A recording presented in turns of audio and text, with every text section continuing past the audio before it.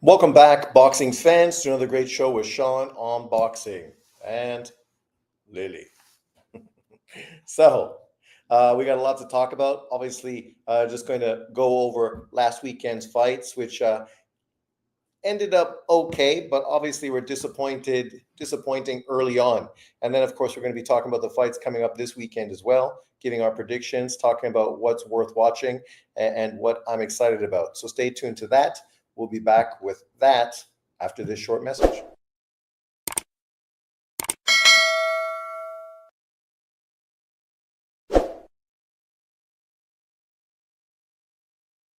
Welcome back, boxing fans. So, one of the best guys to listen to talk about boxing and break shit down is Bredman Edwards, right? The trainer of Julian Williams. Julian Williams, as well, early on used to give really good breakdowns, and obviously that's changed a little bit now that he's not really that relevant anymore. But his trainer, you can't listen to a guy that just doesn't talk about boxing in a more sensitive, not sensitive, but sensible, true boxing fan perspective. In this breakdown, he made two videos. This one was talking about, of course, Inoue and his fight with Raymond Cardenas and possibly fighting Shushu next. He also had a video where he's talking about Devin Haney, and both of his breakdowns were very poignant and perfect, right? He was talking about, just like anyone that watches boxing realizes, if you're an aggressive fighter that goes for knockouts, you're primed to get hit on the counter. That's what happens when you're an aggressive fighter. Michael Montero broke it down with a baseball analogy, talking about being a home run hitter compared to an average hitter. If you're an average hitter, you're protecting the plate. When you're a home run hitter, you're fucking going for it, right? And because you're going for it, you're going to be more prone to strike out, right? It's a very different mentality when you step into the box. This is no different than boxing. You look at Devin Haney's mentality on his fight on Friday night compared to Inoue's. Both are pound for pound, but the mentality is completely different. Completely different. We saw how Devin Haney reacts when he gets knocked down. Think about the Linares fight. He didn't get knocked down, but he got buzzed, right? And he held like a motherfucker.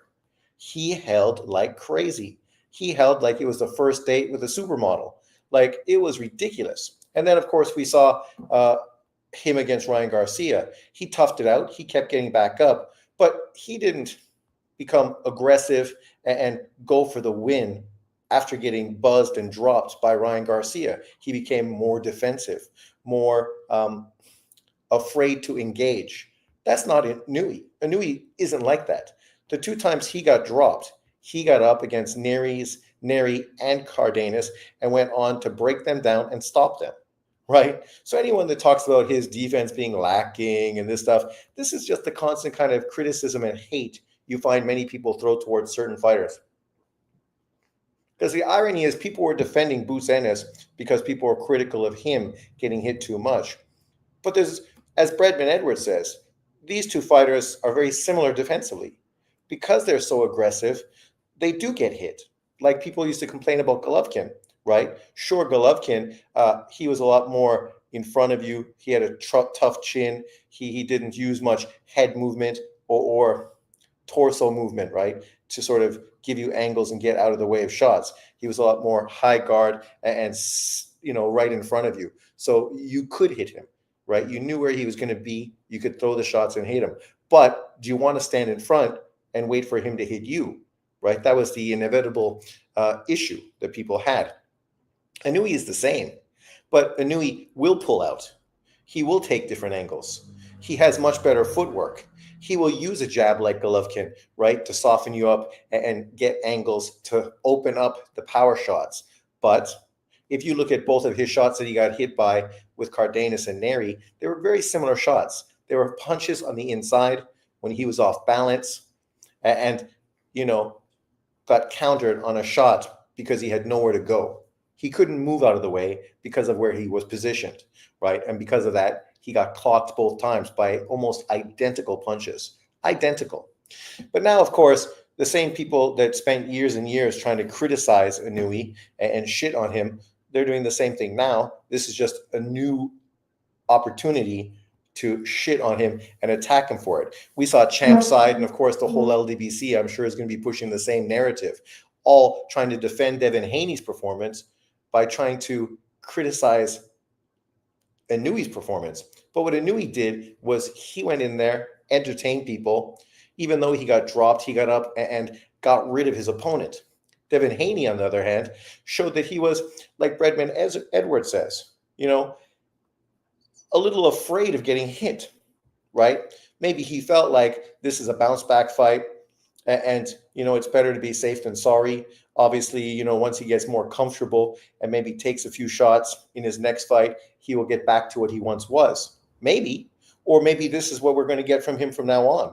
He made a great comparison about Hector Macho Camacho, who was like Sugar Ray Leonard back in the day. And he was.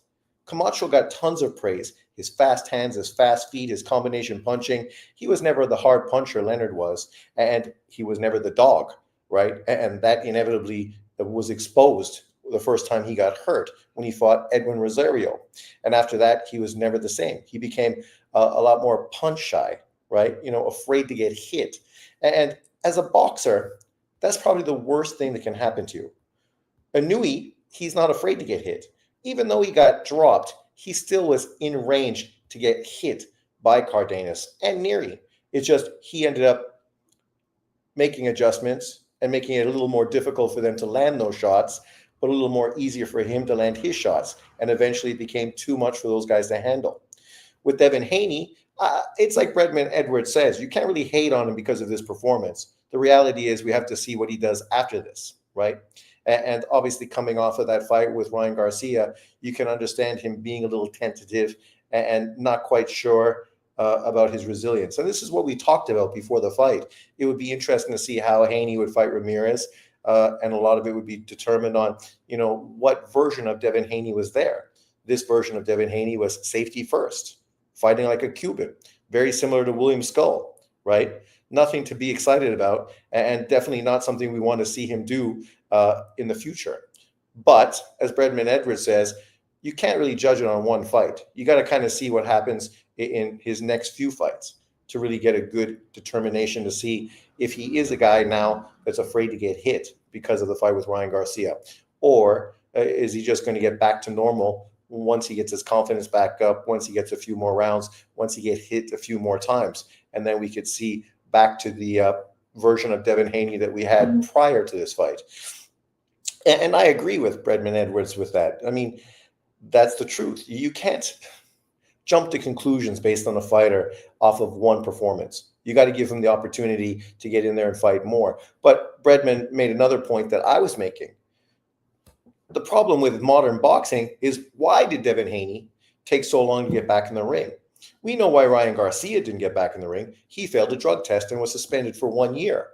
Devin Haney didn't fail a drug test, yet he self-imposed a suspension onto himself, right?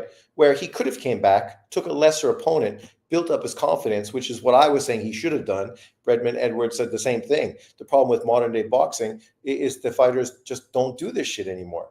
You think about a guy like, who did he use as an example? Tommy Hearns.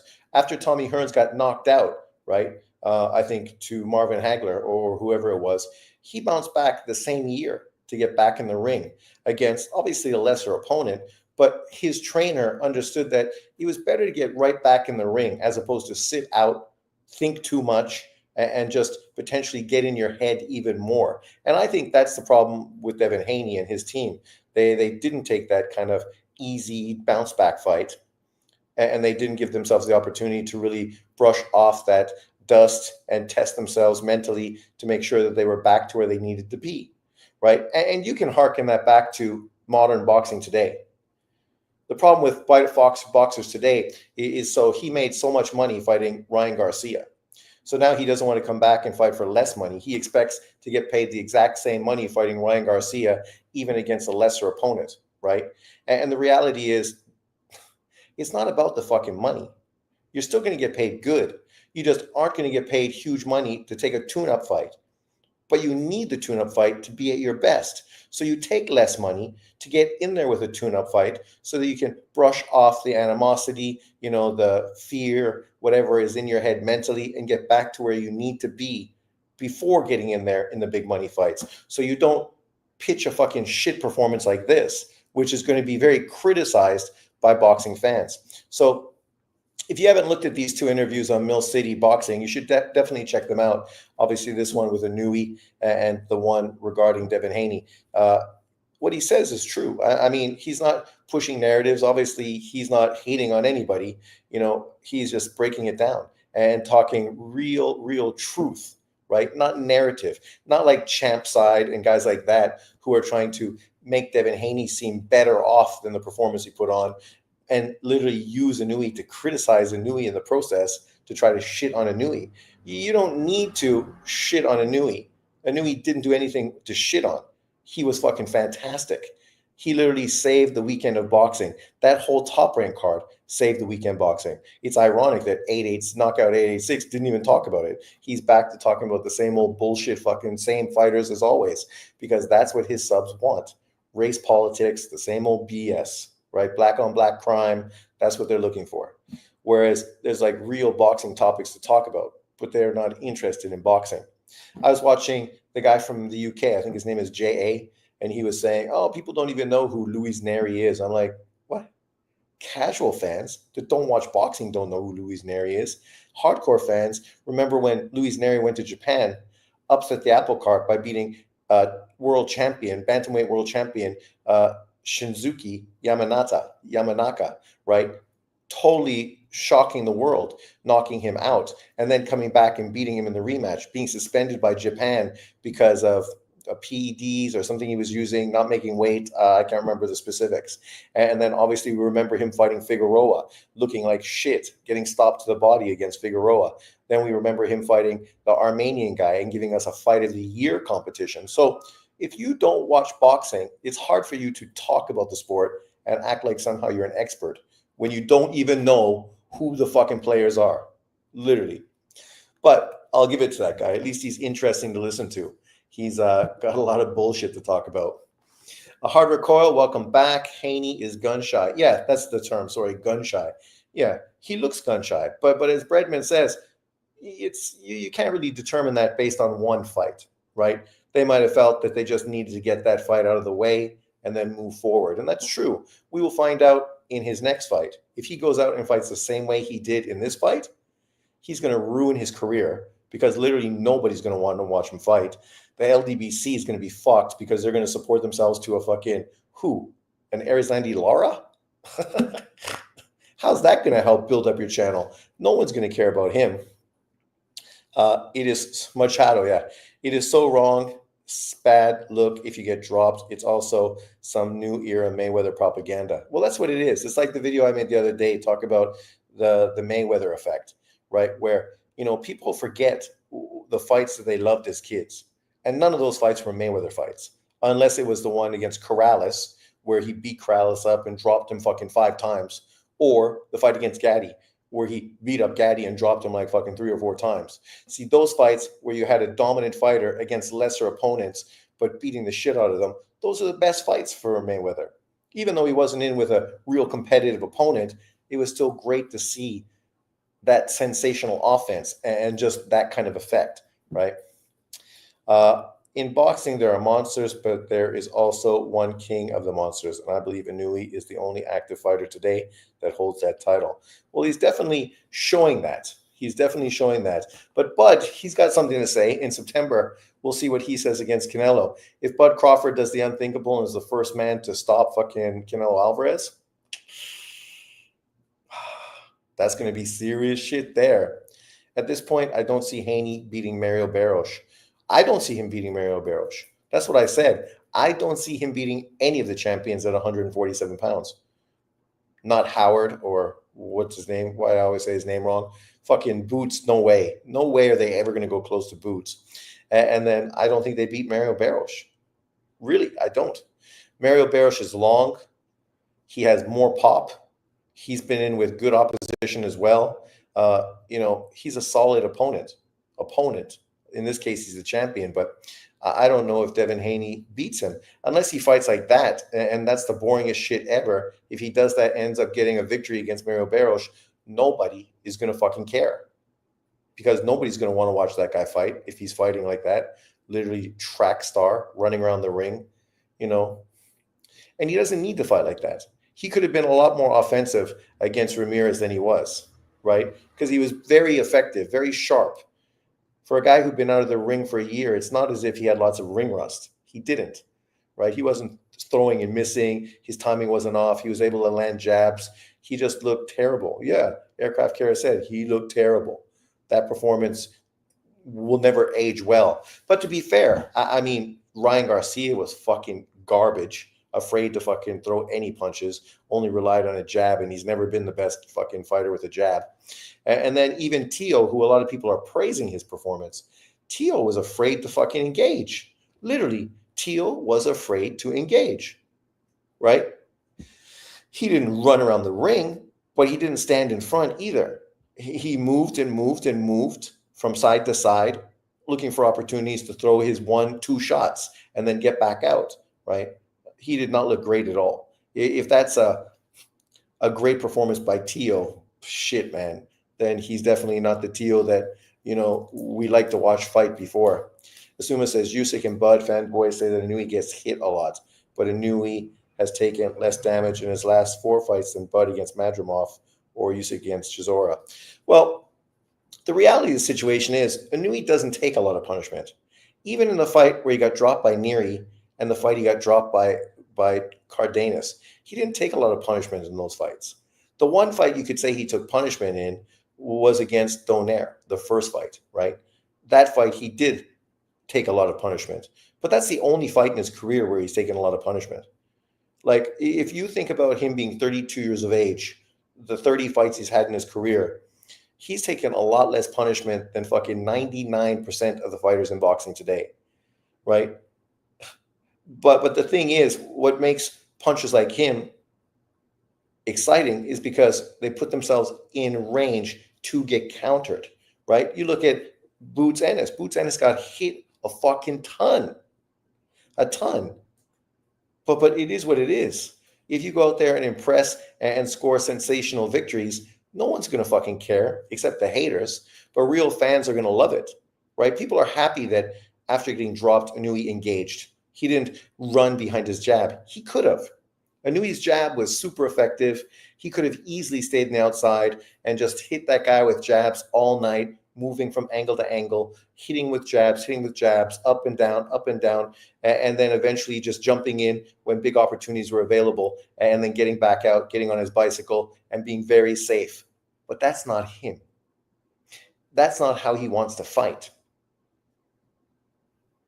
And people that act as if the choice he makes is somehow negative.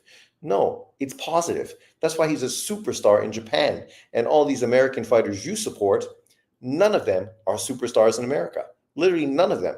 Tank Davis is the closest thing, and he's fucking far from being a superstar in America, right?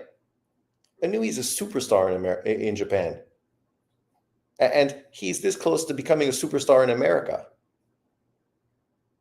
Obviously, that fight did 9,000 in Vegas. His next fight will do 15. Easily. Especially if you get a better opponent, then you potentially fucking do 15 to 20, right? The reality of this situation is he was with an opponent that nobody knew who they were. And he still did 9,000. And the buzz and how great the whole card was, these stuffs are just going to fucking continue to elevate him moving forward. And he was excited. He enjoyed the process and wants to come back, right? I think the thing you do with him is you make him fight in Dodger Stadium, right? Dodger Stadium. You know, you just do fucking a ring there. You do it close, you know, in the infield. And you could do 20,000, 25,000 people in Dodger Stadium. Man, that fight would be huge. If Bam Rodriguez ever thinks about potentially moving up and taking on legitimate challenges, that fight's the fight to do incredible numbers in America. You need a great American fighter, a great American opponent These people that are asking him to go up to 126 pounds to fight who? Angelo Leo? Really? Nobody gives a fuck about that guy. Espinoza, okay, but even Espinoza, I mean, he's only starting now to scratch the surface. Shushu, come on, man. Shushu's basically a prospect. The guy needs to fucking win a title. At this point, he's irrelevant. I knew he's not going to fight him if you don't have the title. Why would he do that? Why would he move up to fight a guy without a title? That's the stupidest thing ever. And then Ball is easily the biggest fight. But obviously for Ball, look at real Richard Sampson. What's a clown? What did I say that fucking is not legitimate? BT cares about Leo. Yeah, he's the only guy that cares about Leo. The biggest fight, obviously, is Ball in the UK, and that fight would do huge. They could go to O2 Arena, sell that shit out, and fucking, have huge numbers. Huge numbers, right? Because you got an opponent that sells in their country. Now you have an Inoue, have that opponent. It's just going to be like Tank Davis, Ryan Garcia. Obviously, it's going to, help elevate each other. I can imagine Mexican Americans versus Japan at Dodger Stadium. Probably be crazy. Yeah, exactly. Yeah, Leo is quite good. Quite good. He's fighting a bum fucking ass Japanese fighter that hasn't been relevant in fucking over 5 years. I mean, you doing that is never going to make you relevant. Not relevant at all. You're not even fighting in America. So now what kind of draw are you in America? He's hoping just to get that Inoue fight in Japan, wherever he can get the paycheck. Shushu out here critiquing Monster Inoue like he a big dog. I know, but to be fair, I like Shushu. He's going to be a good announcer, a good boxing pundit in the future. He's very good. He's calm. He's well spoken, and obviously, right now he feels he's the best fighter at that weight division. But the reality is, dude, you got to fucking prove something, because at this point you haven't done anything, and you're like 28 years old. Inoue will walk out with Otani. Imagine Otani walking out fucking Inoue, Dodger Stadium, fucking, you could do that like a daytime event. Salute Sean John, aka real Richard Sampson. Kameda is a 2-division world champion, not a bum. Asuma, nobody said he was a bum. What I said was true. That guy hasn't been relevant in fucking over 5 years. And is he a 2-division champion, or were those all WBA fucking baby belts? Are they legitimate titles or fucking minor titles? And who did he fight? And he had to fight every opponent 2 times to get a victory. The guy's never had a dominant performance against anybody that was a top 10 fighter. He's the best out of his family, but that's not saying too much, because the truth is, Asuma, you probably don't even know who his family is. I'm not impressed with Shushu. I like Shushu, but the dude got to do something in the ring, right? Talking about other people isn't going to help you once you get in the ring, and it's not going to help you get big fights. Kameda is a bum. He lost against McDonald. Exactly. Legitimate belts. No, the McDonald belt was a fucking WBA regular belt. Richard Sampson, where you been? 3 world champ brothers. Really? Okay. And none of them were relevant in America. None of them were even relevant that much in Japan. They actually were kicked out of Japan, the family.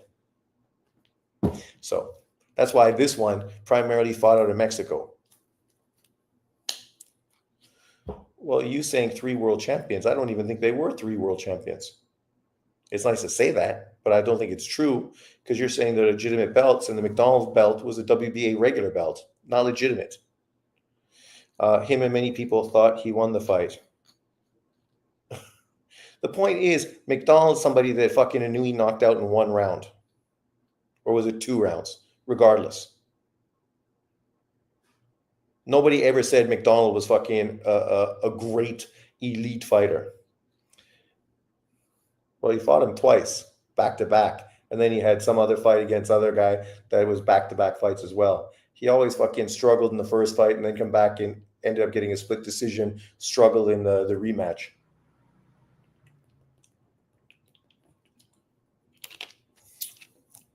The point is, Acting as if Kameda is somehow a superstar is delusional because there's nothing superstar about him. And if that's going to be the fight that makes you a star, well, that's not going to happen. That fight's definitely not going to make you a star. You're going to Japan hoping to beat a Japanese fighter. Maybe that will make you a little more interesting to Inoue. But I'll give you an idea. Inoue was talking about Shushu and the fact that he went to see Shushu's fight in New York City because he was collecting the Writers' Fighter of the Year. He said before that fight, he'd never even heard of Shushu. He'd never even heard of Shushu. Right now, I just look at BoxRec, and this is only BoxRec, but we scroll down, and Kameda is considered the number 19th fighter in that division right now. The number 19th fighter, right? If he was fighting a guy like Mirko Cuellar, the 24-year-old fucking Argentinian fighter who's 15-0 with 12 knockouts, 24-year-old, then I'd be giving Angelo Leo credit because now he's fighting a dangerous fucking fighter, right? A guy who's really been making a big name for himself, a guy that's, would be a legitimate opponent. But you're fighting Kameda. Kameda's 33 years old. He's never been knocked out. So the best thing you could say is maybe Angelo Leo could be the first guy to knock him out. And that would be quite a statement. But outside of that, this guy lost to fucking Loretta Diamini. Yes, of course, you guys don't know who he is by split decision. He lost to Ray Vargas by unanimous decision. Got fucking murdered. 117, 110, 117, 110, 117, 110. Not competitive. So what do you think Angelo Leo's going to do to him? It should be something similar to Ray Vargas if Leo is a legitimate fucking world champion.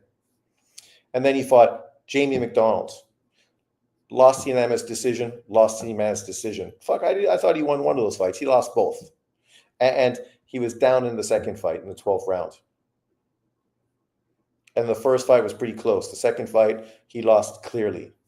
So, and outside of those people, is there anyone on his resume you've even heard of? And I mean, people got to stay busy, but acting as if somehow Angelo Leo is relevant. He's not fucking relevant. At this point, the dude hasn't done anything really. He beat fucking what's-his-face Lopez, and how does he follow it up? He goes to Japan to fight an irrelevant fucking Japanese fighter, hoping because he's Japanese that he'll be able to get the Inoue fight. But Inoue got bigger and better things to do than worry about him. Mirko Cuellar was taken to school by an unknown Mexican. He's still undefeated. Sean, fellas, the stoppage was bullshit. Loma is still pound for pound to me. Me too. The problem with Loma is who knows if he's going to fight anymore. He might just be like Golovkin, basically retired, right? And if that's the case, well, it is what it is. You move on to the next fighters. Unlike some of these fanboy people, I'm not going to be doing that. The reality is fighters grow old, fighters move on, and people call you a racist.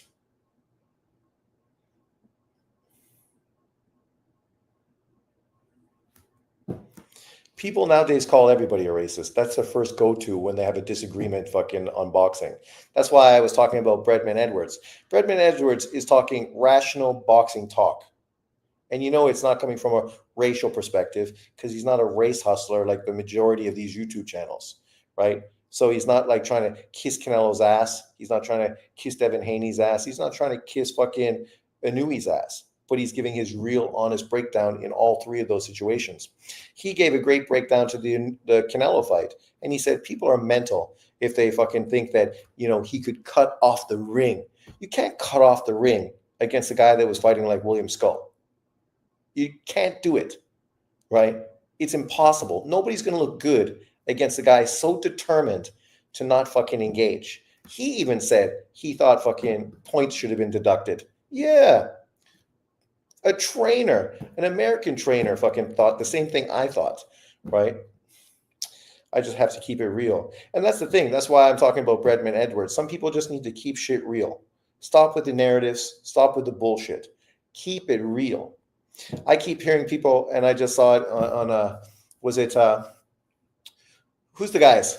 BDA. BDA put out a thing talking about should Inoue move to 126. And the majority of people in the comment section said, yes, he should. Why? Why does Inoue need to move to 126 at this point? Don't get me wrong, I have no problem with him moving to 126. I think he will move to 126 to fight Nick Ball, probably in Saudi Arabia. But why does he need to move to fucking 126? The biggest fights for him in boxing are all fights at 122. Whether that's Bam Rodriguez or whether it's Junto Nakatani, those two fights are bigger than any fight he can have at 126. Unless somebody at 126 can prove that they are elite and superstar status. At this point, it ain't Angelo Leo. It's probably Nick Ball in the UK.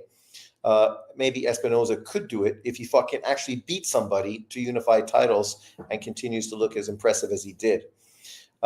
Chavez did it against Camacho.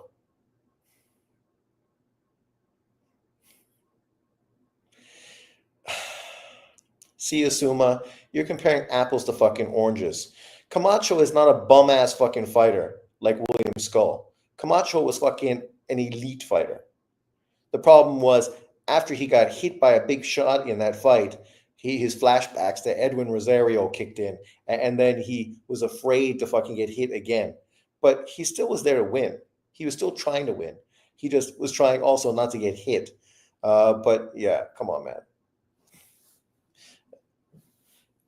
And more recently, Inoue stopped an opponent who was running and not letting his hands go in Butler. Yeah, and it took him fucking 11 rounds, 12 rounds before he was able to knock him out. So don't act like fucking that was an exciting fight. Inoue was criticized because of that fight too, right? Hector Camacho was criticized because of the performance he did against Ramirez. So let's keep it honest. The problem with guys like you don't keep it honest. You're narrative driven, right? You'll say anything to push a narrative that you want. Unlike Bredman Edwards, you don't want to be honest. He just made his point, but now you want to contradict it as if you are more of a boxing aficionado than he is, right? But you got to be right. That's the problem with you and problem with many people on YouTube, right? Their opinions somehow trump everybody else's. Canelo looked really slow and lacked aggressiveness. Sure, he was frustrated, and at a certain point, he was like, man, what am I doing here against this fucking guy, this clown? Because he didn't want to fight that guy. That's why he was stripped of the IBF title, because they were never going to fight this guy. The only reason they fought him is because Turki Al-Sheikh pushed for that fight, so that when Bud Crawford fights him, all the belts will be on the line. This is the IBF's fault for putting a bum-ass opponent into a mandatory position, a guy who'd never beaten anyone and didn't deserve a fucking opportunity to become a world champion. He didn't earn it. He didn't deserve it. And we had to suffer through it. Canelo didn't look good. Sure. But yeah, okay. Canelo's also not a guy who's trying to prove himself in the sport. He's already proven himself. He's done that fucking many times over. He has more moving up until he gets exposed. Well, and what's exposed? Moving up in weight isn't being exposed, right? Like the whole point that people love to put that fucking exposed thing. That's what I hate about, True School recently with that whole exposed thing. It's like, dude, you sound like an idiot when you fucking do that. It doesn't make you sound like you're fucking an unbiased boxing channel at all. Just the opposite. It makes you seem super fucking biased, right? And if that's the way you want to come across, that's fine. Do you, right? The fact that he is so arrogant and acts like somehow he's really changing the boxing fucking infrastructure in America and then comes out with these kind of things and is so anti fucking Turkey. It's like, you could fucking slow your roll, man. When there's criticism to be critical of, sure. But when people are giving you great fights, you're still fucking critical. Like, I don't often agree with Punch Drunk Boxing, but he says American fans aren't happy with anything. And that's fucking completely true. Not happy with anything. Feed Skull to the Lions and Tigers. Fuck, we don't even want to fucking give those guys a poor fucking upset stomach. Asuma, that's a troll account. Camacho ran nowhere near as much as Skull or even Haney. No, nowhere near. As long as Espinoza stays at 126, we won't see Inoue moving up, I think. I don't think that's the determining factor. The determining factor is he knows that Junto Nakatani is the biggest fight available. So why would he move before that fight, right? What's my narrative? You are just resorting to ad hominems, laugh out loud. Dude, every time you open your mouth, you literally came out and contradicted something that I was talking about with Bredman Edwards being completely fucking straight laced with boxing. And then, of course, you had to come out and try to contradict him by using the Camacho fucking comparison. You are gone, exposed with almost 70 fights. Yeah, exactly. At this point, True School wants the worst for boxing. Well, it sounds like it because real negativity, right? Uh, I can't understand if you love the sport, first of all, why you take it all so serious so that you become depressed over a sport that you're supposed to love, right? If you make real fucking serious statements, people are going to really disagree with you. That's the fucking nature of it. You're going to have guys like Asuma who are going to disagree with you consistently, right? If that's too much for you to handle, then you probably shouldn't be on social media giving your opinion on fucking anything.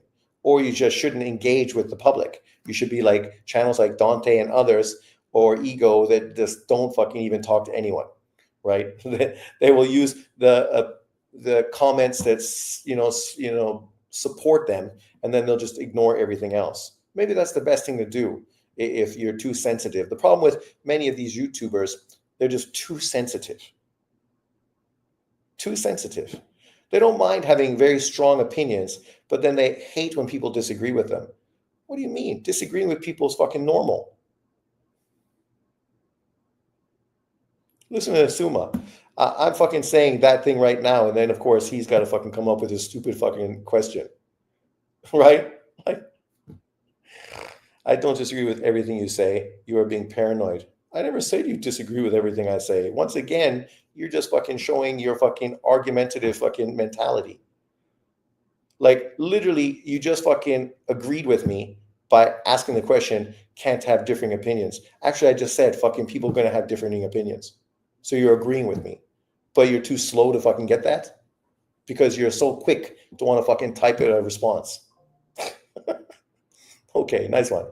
To be honest, I love to see Inoue versus Tank. Inoue might beat him. Oh my God, Jay. Like, why even fucking talk about this fantasy fight with Inoue and Tank Davis? I would love to see Tank Davis fight fucking Boots Ennis. That's the fight I'd love to see. Right? How come we never hear Tank Davis fans pushing for a Tank Davis versus a Boots Ennis fight? He beats Boots Ennis and he's going to become pound for pound number one, right? Jumping from 140 to 147 through two weight divisions to take on fucking Boots. And we don't know how good Boots is, so he might be vulnerable. Now might be the time to jump on him. Pushing opinions like it's the only truth is the problem. Exactly. People literally act like opinion is fact, and they've been doing that for fucking years. Years. They don't give facts, they give their opinion, but they act as if it's a fact. You said always contradicts you. See, look at this guy. Always contradicts me doesn't mean fucking every single thing I say. It just every time you're on a fucking live, you always are gonna fucking speak up, disagreeing with me about something. But you're so argumentative, you can't even fucking accept that. It's like a girl in my staff room. I wasn't talking to her. She was behind me, so I wasn't even looking in her direction. And I said, man, you can't say anything nowadays without somebody disagreeing with you. And she pipes up and goes, that's not true.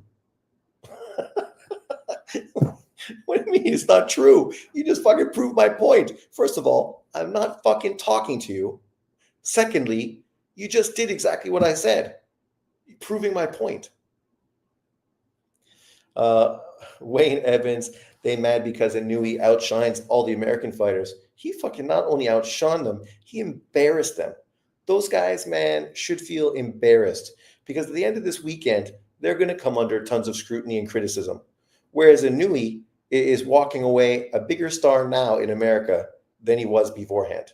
And sure, you're going to have the same old fucking dumbass motherfuckers criticizing and hating on him.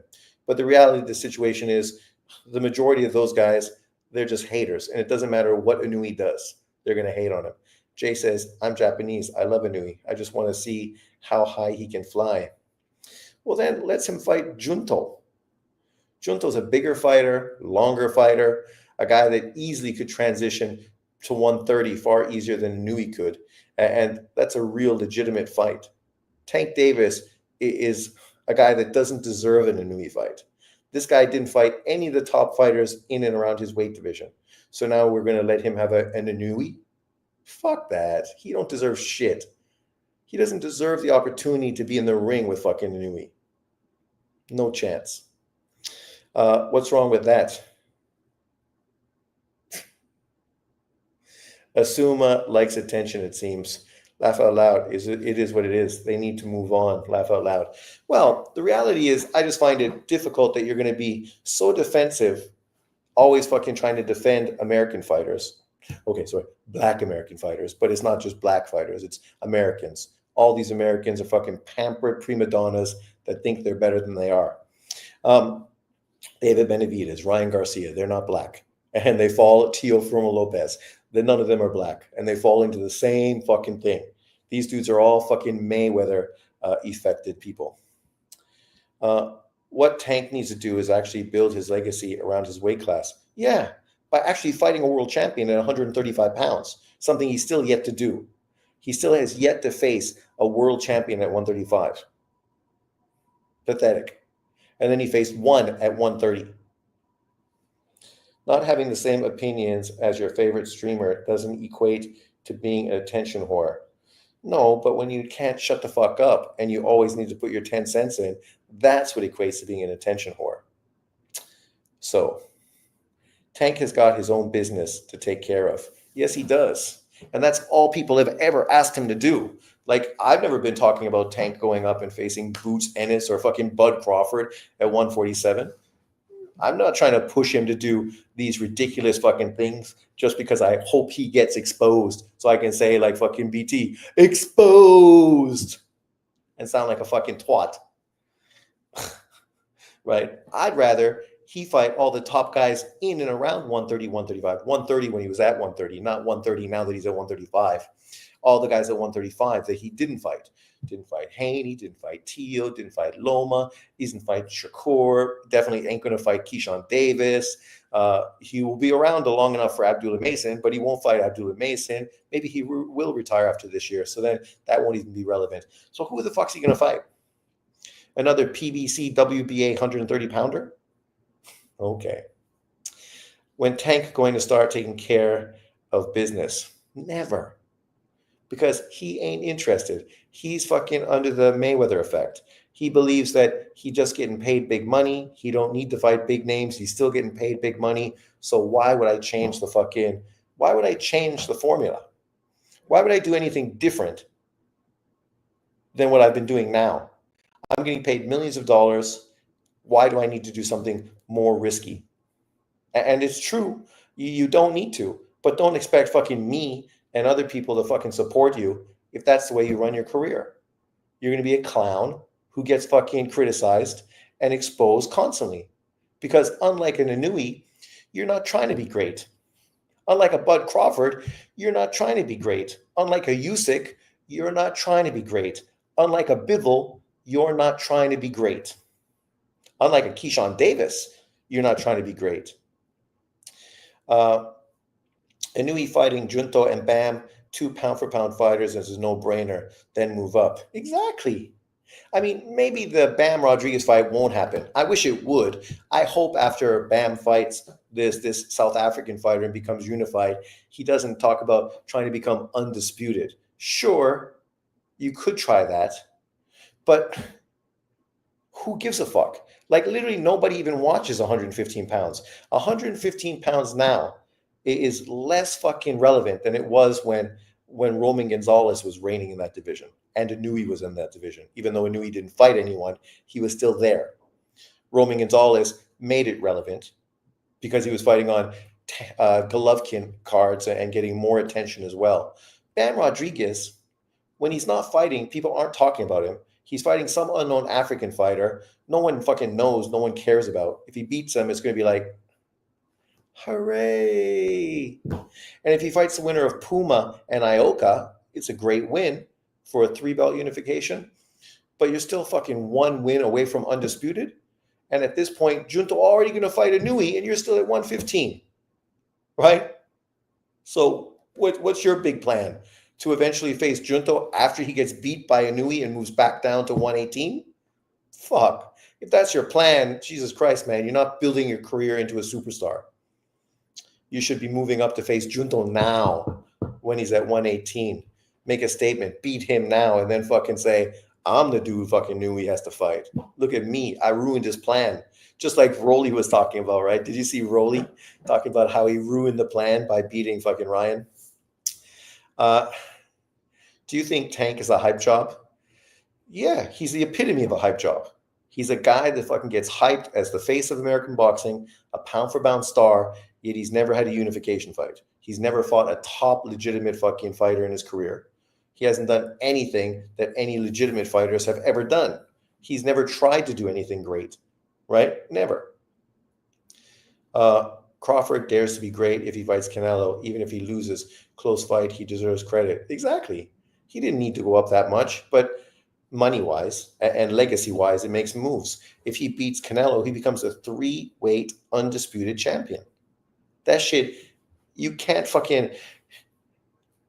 change that. He could get knocked out his next 5 fights afterwards in a row, knocked out by fucking bum-ass opponents, one after another. Boom, boom, boom, boom, boom, right? But you can't take away the fact that he was a 3-weight undisputed champion, no matter what happens. Certain people who criticize the Canelo fight are mad he's a 2-time undisputed champ now. Yeah, but that's also bullshit. Blame the IBF. It's the IBF's fault. Blame them. Is it only me? Network freeze? I don't know. Is my network frozen? I think my internet is great now. I just had the guy come in and repair it, so it should be fucking spot on. Now Sean, a damn Rolly fan. Well, that ain't fucking true. That fucking crayon-eating motherfucker. Machado, Canelo didn't take the belt from the champion. He did take the belt from the champion. Skull was the champion. But he shouldn't have been. I like Tank, and he has potential to be top, but he didn't prove himself. Yeah, and that's all we say. I mean, Tank Davis got a fucking great style. A style that if you're a boxing fan, like Inoue is exciting, Tank Davis is exciting. Of course, Tank's not as exciting as Inoue because his punch output is more like Canelo, right? So he's a guy that can lose rounds waiting to land that counter shot like Canelo Alvarez is. That's why I'd love to see I'd love to see fucking Lamont Roach come out in the second fight and fight like Devin Haney. Circling that ring like fucking crazy, trying to make Tank Davis dizzy. And then people go, look, Tank Davis can't cut off the ring. Oh my God. And then they're not going to be saying that. They're going to be shitting on fucking Lamont Roach, right? They will fucking hate on him, talk about how he deserved to lose points. They won't talk about him being a great boxer. Hit and don't get hit. Float like a butterfly, sting like a bee. Rumble, young man, rumble. See, that's the end of that. Rumble, young man, rumble. The way Haney and Skull fought, that wasn't rumbling. You still mad Skull didn't even win it versus Shishkin? Well, he didn't win it against Shishkin, but, that's all the more reason to fucking be critical of the IBF. Bullshit. Where are we? Junto will fight unification next. He might lose. No, he's going to knock out fucking that dude, Nishida. Nishida has no power. Good boxer, but no power. Junto's just going to fucking beat him from range and eventually catch him. Boom. But Nishida's a good boxer, so he could give him some rounds for sure. The IBF fucked it up with Usyk too. Of course they did. The IBF fucks it up all the time. They fucked it up with Canelo Alvarez at 160. Now he's going to be a 2-time undisputed when he smokes Dubois again. Exactly. And people are going to hate on that. He doesn't deserve to be 2-time undisputed. So blame the fucking sanctioning bodies. Why are we blaming the fighters? I don't blame Devin Haney that the WBC gave him an email belt. I blame the WBC, fucking Suleiman, for making shit difficult by being a fucking asshole. He should just let Lomachenko have his WBC title, fucking made Devin Haney a mandatory. After fucking Lomachenko fought Tio, then Devin Haney would have been mandated. That's it. Simple. You don't need to make shit fucking muddy. Because Devin Haney is a mandatory, doesn't deserve a fight over Tio, who's a fucking unification fight. So nothing needed to be different. Skull will cause all kinds of problems for Tank or Shakur because of his low output. Sure, of course he will. Yeah, but even Shakur, he doesn't fucking move like Haney and fucking Skull did. Haney needs to fight Boots to be compared with Loma, or at least beat three champs at 147. Well, I don't know if that's true, but Machado, nope. My prediction stuck. I predicted Skull to win, but get robbed. Oh, I also hate that fucking thing. People make predictions and then go, but he's going to get robbed. Fuck off. Get off the fence. Stop with the bullshit. Just make a prediction. Mauricio was a buffoon for creating the WBC French fry belt. He was. And people blame like the fighters. It's not their fault. They're promised something, right? And they say, oh, okay. And their promoter's like, yeah, man, do that. That's excellent. That's just going to open up the doors for these other big fights. And we don't need to worry about fucking bullshit fights. And people are going to be like, okay. And you do it. And then all of a sudden, fucking, you find out that that shit was fucking pointless. You failed. Skull wasn't robbed. Oh, Skull wasn't robbed. No, he got the robbery. He got the robbery. But let's look at some of the fights happening this weekend. We got some big matches, some big fights. Let's look at this one from the UK. Obviously, my UK fans are going to love this shit. And being a boxing fan, I always want to talk about boxing, even if it's from the UK. So that's what we're going to do. Remove this. And let's present this. And there we are. Da-da-da-da. Machado Atlas scored it for Skull. Fucking Teddy Atlas is an idiot. I can't even listen to him anymore. I think Haney versus Tio is the best fight now for both since Ryan lost. Even that, though, after their performances, is anyone really interested in that? Like, Tio is at 140. Unify against Hitchens or fucking, better yet, fucking Russell. Russell and Tio, that'd be a great fight. You can't say, oh, he's tall and he's a mover and he's an outboxer. That ain't Russell. Russell's going to bring the smoke to Tio. So that potentially is a great matchup.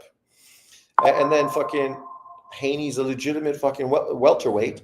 Fucking fight Mario Barros. I'd rather see that than Manny Pacquiao. Fucking Christ. The WBC mandating a Manny Pacquiao world title fight, that tells you everything you need to know, right? That's why you got like the WBO, who told fucking Errol Spence, go fuck yourself. You're not getting a world title fight for our title. You don't deserve it. You're coming off of a loss. You haven't been active. You haven't fought at the weight class. So go fuck off. And that's what the WBC, oh my God, man. Can you guys fucking stop? No one cares. It's past work hours. So you see that fast they made Skull get out of the ring so they could crown Canelo, laugh out loud. Nobody wanted to talk to that guy. Go fuck yourself. Get out. Airplane's waiting for you. And after that, they bombed it. Fucking Israel shot it down. Skull is no longer fucking around, and he's not going to cash his check. Too bad. Machado Atlas scored it for Skull. Scored the Canelo Alvarez fight for Skull. Yeah, because they're fucking morons. How do you give a guy a fight that doesn't land punches? It's the same way I couldn't give fucking, what's his face? The win against Bud Crawford. How am I going to give a dude fucking rounds when he doesn't fucking throw punches? You don't deserve the fight. You don't deserve the fight. And the fact that guys like Machado and Atlas fucking scored it for Skull, man, they just exposed themselves as Canelo haters, because nobody really judging that fight felt Skull deserved to win. He didn't land as many punches as fucking Canelo. He wasn't pushing the fight like Canelo. He wasn't doing anything but fucking running. It was sickening. Skull not messing with mobility. Nobody cares. Nobody wants to see Skull in the ring with anyone. We will never see Skull again in a big fight in North America or on fucking Saudi Arabia. He'll be fucking stuck in Germany fighting European level fighters that no one gives a fuck about until the IBF does what they do and mandate him the IBF champion again, because they're just stupid enough to fucking do that. Salute, y'all. What's up, Jay Perez? Now, Sean, they have to criticize those fighters for the WBC because it's Loma and Canelo. Haters flock to hate on those two. Well, that's it. That's the reason why they hated on the belt, because it was Loma and Canelo, right? But the WBC's consistently done bullshit. Madrimov, yes. Paulie is a super Canelo hater. Oh, Paulie is fucking ridiculous.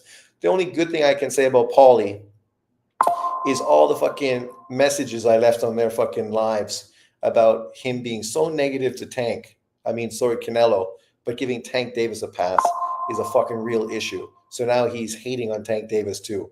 So at least he's finally hating on both of them, which is what he should do. Because how are you going to criticize Canelo, who has a great legacy, but then not hate on Tank Davis, who literally fucking has no legacy?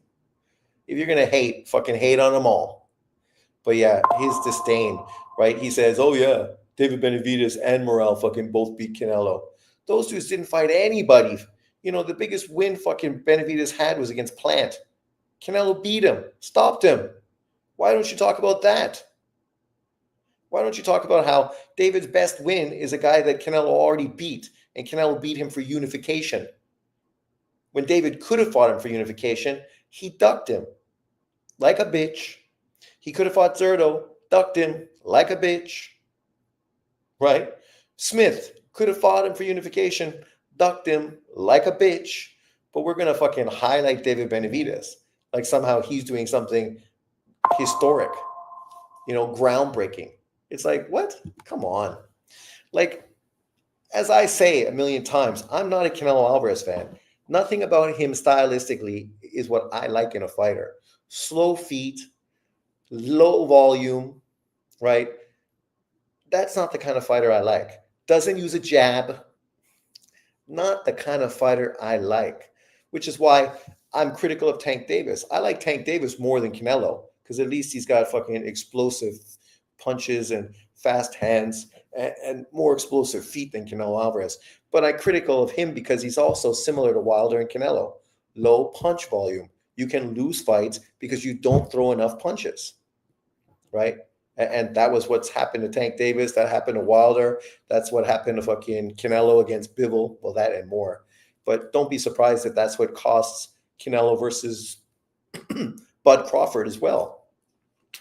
Waiting for that one shot, loading up too much, right? Not putting your hands together, not doing what you should do, which is fucking be more busy. You should be leading, making Bud Crawford forced to counter, and you should be the one pressuring him, pushing him, hitting him to the body, hitting him with jabs, putting your hands together, not just loading up on one punch. I like Canelo's performance against Golovkin too. Yeah, that was a great performance, right? Pushing Golovkin back, right? That kind of exposed Golovkin. The fact that Golovkin, when pushed back, wasn't as effective, even though his jab was still fucking great. When you got a jab, the world's your fucking oyster. And that's obviously the great thing about Inoue. Great jab. The irony is Tank threw more punches than ever versus Lamont and got a draw. Did he throw more punches than ever?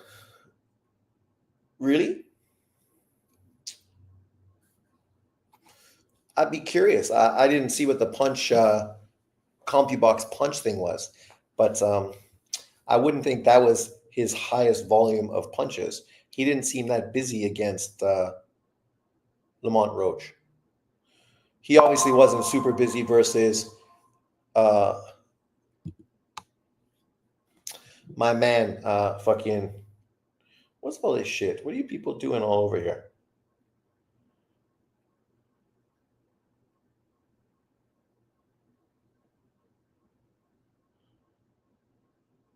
Oh my God, Scott.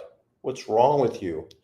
You ever have those people you work with that fucking just never listen and fucking just ask redundant questions fucking consistently just so they can fucking, they're kind of like a Suma, just want to be listened to, right? Always got to fucking chirp in with a comment, even when fucking everyone else is sitting there going, what the fuck, man? Like, stay on point. No one gives a shit about this. Ask that question later. Don't waste our fucking time with bullshit fucking comments. We had a throwaway comment that we're taking pictures next Wednesday.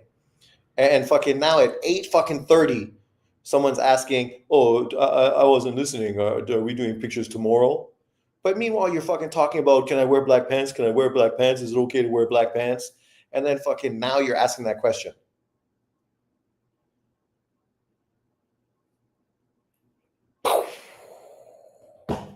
Jesus, man. Come on. Get with the fucking program. It was nice seeing fans in America supporting Inoue on Sunday. I love the whole t-shirt fucking gun thing they were doing with Inoue. I thought that was excellent. Obviously, with boxing, I think it's nice to sort of bring the fighters and the fans together a bit more. I think that was excellent with the whole gun t-shirt thing. They should do that more. That's a winner for sure. And people get free t-shirts. It's exciting. It's fun. It humanizes the boxer. You know, Crawford could have done that in his career. Anything to humanize him would have been beneficial for him as well. And Inoue obviously is very Japanese, so anything to humanize him is also good. You could see he kind of enjoyed it. He thought it was cool because obviously you see it in basketball games and things like that, but you never see that in boxing. So it was, yeah, that was interesting. And apparently the fans wouldn't leave, and the arena was good, not trying to force people out like they usually do. You know, when you see interviews, they're always like forcing people out quick. This way they sort of let people, Inoue stayed in the ring longer, you know, the fans stayed there, and it was just, you know, rejoicing in the moment. I think that's a good thing. Sean, did you see the Joker historical comeback win versus Oak City? The real fucking MVP, man. That's what I said. You know, and look at Porter. How many points did Porter have? I think he had like 2 fucking points. If Porter is that ineffective and they can still win, if he starts hitting some fucking jump shots, man, they're going to be back in the finals, I think, because Minnesota got beat today easily by Golden State. And I mean, it's like Minnesota should not fucking be losing to Golden State. If old ass Golden State beats Minnesota, Denver is going to fucking run rampant over Golden State and go straight back to the finals, potentially against Indiana. And New York upset Boston, but I don't think they will beat Boston. But I think Indiana could win. Indiana, Denver in the finals. Joker, every time he gets robbed of MVP, he goes on to win a world title. That's excellent. You could actually hear people chanting his name.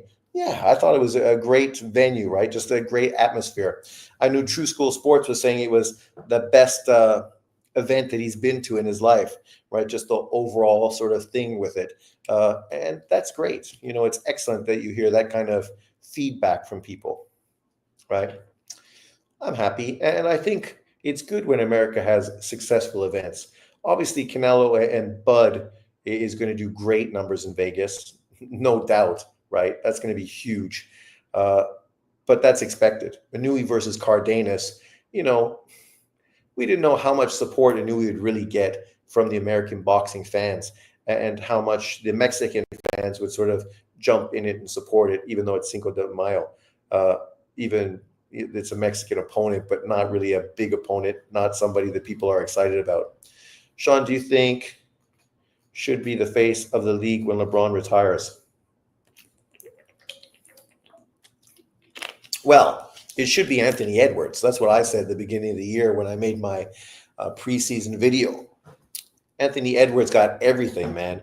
He's got fucking off the dribble, fucking skying, fucking throw down dunks, great defensive blocks coming from behind, right? If he can help carry Minnesota into the playoffs and hit some clutch jump shots, that's what they need, him to pick up the moment, right, when he needs to. Sean, what do you think of Bill Haney faking a photo of Ramirez going to the hospital? Laugh out loud week. He didn't fake a photo. Ramirez was in the ambulance, and everybody was told to go get checked in the ambulance by the doctor post-fight because obviously it was an outdoor event. So they didn't have a hospital or somewhere to go to, so they were going to the ambulance. Everyone knew that because it was pre-talked about before the event. But then, of course, he said, well, Rolly Romero and Devin Haney didn't go, so you guys are idiots, right? Or you just know you fucking ran so much you never got hit, so you didn't need to go get checked. Ramirez and his team did what they were told to do. They followed through on the expectation to get checked okay by the doctor. And, everybody knew that. But this is typical fucking bent Bill Haney. This is why fucking people don't like his son. The same reason people didn't like Robert Guerrero. The same reason people don't like Tio. The same reason people didn't like fucking Danny Garcia. Their fathers are fucking dickheads. Dickheads. Not fucking likable guys. All of them are fucking dicks. Like, not one of those fucking guys would I even talk to if I met them in the street. None of them. I would have no interest in talking to any one of those fucking douchebags. Right? And so now you make such stupid statements fucking time after time, and you fucking go clout chasing all over fucking social media, and you think you're helping your sons. No, you're hurting them, because literally you look like fucking douchebags. All of them. Haney, Guerrero, fucking Garcia, fucking Tio. Oh, be like Lomachenko's dad. Never says a word. He knows the fighting isn't about him. It's about his son. So his son does the interviews, not him. He doesn't need to try to get the attention. He's not a fucking attention whore like Asuma, right? And also fucking Inoue. You never hear Inoue's dad fucking talk to the media. You hear him talk to his son in the ring, but you don't hear him talk to the media because it's not about him. It's about his son. His son is the superstar, right? Not fucking the dad. But these American dads, they show you the problem with Americans. Fucking egotistical, fucking arrogant. They think fucking they're always the fucking main player in the show. But in truth, no one gives a fuck about you guys. If we never saw you, we would not miss you. We wouldn't even know you were gone. Didn't know that. Cool. Shit, I wear boxing t-shirts all the time. Bill Haney's a clout chaser. Yes, he is. Sean, did you see Kevin Porter, Sean Porter's dad? I like him more because you never really had to talk to him too much, right? He was mostly like fucking berating his son and beating his son up. So, that's their issue. Kind of like Roy Jones' dad, kind of like Oscar De La Hoya's dad. Apparently they're all fucking assholes, but it has nothing to do with me as a fan because that's a dynamic between the kid and the dad. And you get lots of fathers like that, right? They push their son so hard, they're militant and really fucking. But I don't care. It has nothing to do with me. That's something the sons have to deal with. And in truth, I guess it made them tougher because their dads were fucking douchebags. But it is what it is. I just think, man, we want to hear less from your fucking father and more from your son. And the problem is Devin Haney's got fucking very little personality. Tio's got personality, but he's just as likely to sound like a fucking idiot every time he opens his mouth. Fucking Robert Guerrero had no personality. His dad did the talking. His wife had cancer. Other than that, fucking who gave a fuck? And then Danny Garcia also, no personality. His sisters are ugly. Nobody cares. You got 6 fucking toes. That's the biggest interest you have about you. That you have 6 toes, yet you fucking still have slow feet. You got 6 toes and you're still fucking slow-footed. How does that make sense? You should be able to hop around that ring fucking faster than the average fucking guy. Right? Cardenas made me a fan that day, and it takes 2 to tango. So Cardenas also saved Cinco de Mayo. Facts. Cardenas came to win, man. He was whipping some serious fucking hooks. I could feel the fucking wind off of my screen. He was going for murder, that guy. And that's what you should do. This is a once-in-a-lifetime opportunity. Are you going to fucking piss it away being a punk? Or are you going to fucking try to go for it as best as you can? Go for it. And at the end of the day, even though he lost, he won. That guy's guaranteed to get bigger fights moving forward, right? People are going to want to fight him because if they beat him more significantly than Inoue, that's a good win for their resume. So, yeah, it's good. He's going to make more money. He deserves it. He deserves the opportunities for sure. Whoever made that Lara-Danny Garcia fight should be fired. Yeah, fucking Al Heyman. Because that's what PBC loves. Old fucking refugee fucking bullshit fucking fights that no one cares about. Like now you're trying to jam that Charlo fucking Plant fight down our throats. Plant's irrelevant. I mean, not Plant. Fucking Charlo's irrelevant. He's a mental case. We know he's mental. Nobody's really that interested in fucking Charlo versus Plant. How much pay-per-view you think that's going to do? Plant's boring as fuck. Charlo's a mental case. So, it's not that it's a bad fight. I can understand why they're doing it, but in truth, is that the best you got for us? Because if that's the best you got for us, you got nothing.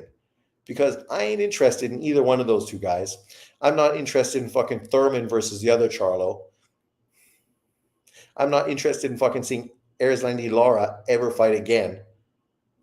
I ain't interested in fucking Deontay Wilder fighting some bum ass guy on fucking Black Prime. Right? They got a bunch of fights literally that no one cares about. Even Funduro Tim Tszyu. I'm not even that fucking interested in that fight. Tim Tszyu just got knocked the fuck out by Murtazaliev. If Funduro wanted to do something, he should have unified with Murtazaliev, right? And you could have kept all your belts and went for your third and said, sorry, I'm not going to do my mandatory because I'm unifying. And people would be like, that's a fucking champ right there. But now you're a chump going for a broken fucking guy in Tim Tszyu. The first time he gets hit, look for him to crumble. Because that guy fucking definitely has PTSD after that ass beating he took against fucking Murtazaliev. And his win against Spence does not make me fucking feel more impressed. Inoue stated he wanted to give fans a show, and he did. Couldn't be why he got caught. Couldn't be why he got caught, or could, yes. Well, but that's always him, right? Like, aggressive fighters get caught. People are critical of Lomachenko. Lomachenko got great defense, but because people try to say, even Shakur, oh, Lomachenko boxes, and people say he's fucking great. The Matrix, I box, and people say I'm boring. Because you're a back foot fighter that doesn't engage, never throws a combination, never fucking throws a body shot. Lomachenko doesn't fight like you. He feints to get you to pull so he can counter, get inside, and fucking make you pay. And in the process, sometimes he gets countered. Sometimes he gets hit to the body, right? That's something that happens more and more now. But if you're going to be aggressive, you're going to get hit. That's the difference. If you're a guy that can fight off the back foot, moving backwards, flicking out jabs, yeah, you're probably not going to get hit very much. But at the same time, nobody fucking cares because nobody wants to watch your boring ass fight. No matter what color you are, John Boxing, it don't matter if you're black, white, a woman. I mean, I watched who's that Australian girl that's pretty attractive that Eddie Hearn was having sex with. Her last performance against that black chick, Brown, was terrible. Because she fucking is an outboxer who fights safe. And she's boring as fuck to watch. Just like the girl for Top Rank. She was also boring for the most of her career. She's adapted and become more exciting recently. Oh my God. Oh. It's fucking almost 9 o'clock. Why are you fucking concerned about work? Go do something. I only watch women's tennis. I don't care about what sport I watch as long as the women are attractive. Did you see the two blonde girls that now are for the Indiana Fever? Sophie Cunningham and, of course, the other one, Hall, or whatever her name is. Those two looking to beside each other. That's a sexy-looking threesome, getting those two in there with their blonde hair, their long, dark brown legs, with their good suntans. Looks good. But that's what men and female sports, right? If there's attractive women playing, like Kornikova playing tennis, or Michelle Wee playing golf, or fucking some sexy gymnast, or fucking, beach volleyball, which was really popular there for a while. Men are interested if there's attractive women. If it's a bunch of athletic lesbians that fucking look more like butch men, most men don't give a fuck. Not unless you could fucking throw down fucking double pump reverses or something, and then people are gonna be like, God damn, fuck, man, this bitch is must watch. She's gonna be dunking all over people. But unfortunately, nobody in WNBA is doing that. So, nobody cares. Sean, you like snow bunnies? You mean like snow bunnies? girls on the fucking mountains in their little sexy fucking ski outfits. Yeah, especially Asian ones. Those tight little outfits fit very nice. Machado, Inoue, Cardenas saved the weekend. They did. It was a great weekend of boxing from those motherfuckers. But let's look at this UK fight card. I mentioned it, but then I totally got sidetracked and haven't said anything about it. Dun dun dun. Sorry, I'm easily distracted. So, of course, the main event is Anthony Kakache, 23-1 versus Lee Wood. My question is, what took Lee Wood so long to try to get a world title fight? And the fact that this is an IBO title, fucking Karach, how come you guys didn't fucking fight earlier with the legitimate title on the line? You pissed that away, and now you're fighting for a fucking illegitimate title that no one cares about, right? The fucking IBO title. But to be fair, I mean, when Anthony won his fight against Joe Cordina, it was quite the surprise fight, right? Nobody expected him to win. Cordina looked like garbage, got stopped in 8 rounds. Then he fought Josh Warrington. Good for Warrington, even though he's been irrelevant for years. Beat him and now fighting Lee Wood. But the question is, what's Lee Wood been doing? He was a big dude, had a lot of success. We thought he was really going to do something, right, when he moved up. Obviously, he lost to Lara, then beat Lara in the rematch, fought Josh Warrington, stopped him. And then that was 2023. He didn't fight in 2024. And now he's coming back in 2025. Like, what the fuck have you been doing, man? Was he hurt? What happened? Like, he lost all momentum. You come off of wins versus Kanzu, Michael Conlon, Lara, Warrington. He was hot commodity there for a while, especially for UK fans, right? Had some good power, some good ability. And literally he's been fucking irrelevant for fucking a long time now. He just like lost his momentum. I don't know what his team was doing and what the plan was, but it seems stupid. He could have tried to become a 2-weight world champion. Now he's fighting for an IBO fucking title. Who cares? That title is irrelevant. I can't watch domestic level UK fighters. I'm sorry, Sean. Well, those guys aren't domestic level. They are world champions. That's a good fight, a good matchup for sure. And then even the undercard fight is quality as well. I mean, where is it? Liam Davies, 16-1 versus Kurt Walker. Kurt Walker, if you watch amateur boxing, he's a pretty highly touted Irish fighter. 12-0, not much power, as you can see, 2 knockouts. He's definitely fucking an amateur style fighter, box and move type of guy. Hasn't fought great opposition, but obviously this is a guy coming out of the Olympics. Now he's fighting Liam Davies for that IBF vacant title, right? Davis, 16-1, 8 KOs, 29. What has he done? He beat this guy, Shabazz Mossad. That was a big win. People were really hyping up Shabazz Mossad, and I have to admit that I predicted he would win that fight. So I was pretty surprised when he ended up losing. After and prior to that, obviously not much big names on his resume, right? A lot of who's who. But as far as those 2 main fights, that's not bad. I'm interested in obviously the Karache Wood fight and Liam Davis versus Kurt Walker. Under that, Sam Noakes, he's on this card. Obviously, he's not fighting a great opponent, but Sam Noakes is a really highly regarded fighter right now. 16-0, 14 KOs, a guy people are talking about being a real player.